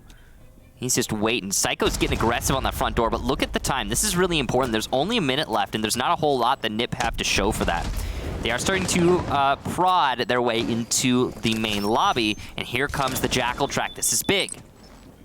It's going to be a track there, and wasn't onto Corey, so he's allowed to stay inside of Kochek, but Pino gets an ace kill, or a kill onto aces, I should say, with the nade, and the position of Corey given away thanks to his pre-fire there towards Psycho. The Giants are bleeding time really, really well, and Corey might actually be in a great degree of trouble, but no, he manages to survive both asphyxiating bolts. Wow. So Julio utility dumping, and the floor is literally made of lava, or at least as close to it as you can get from Corey playing the game, reminiscent of any childhood home. Corey can drop at any moment, but he won't survive that frag grenade, so lots of utility used to flush Corey out as Nip is coming alive at the right moment for themselves. But they don't have the angle, and there's Rise and Alfama to jump on in. This might be the door slamming shut on a comeback from Nip. Hicks gets in on the fun, Alfama drops, and Hicks gets in on another. It's all on Julio in a 1v1 against Hicks.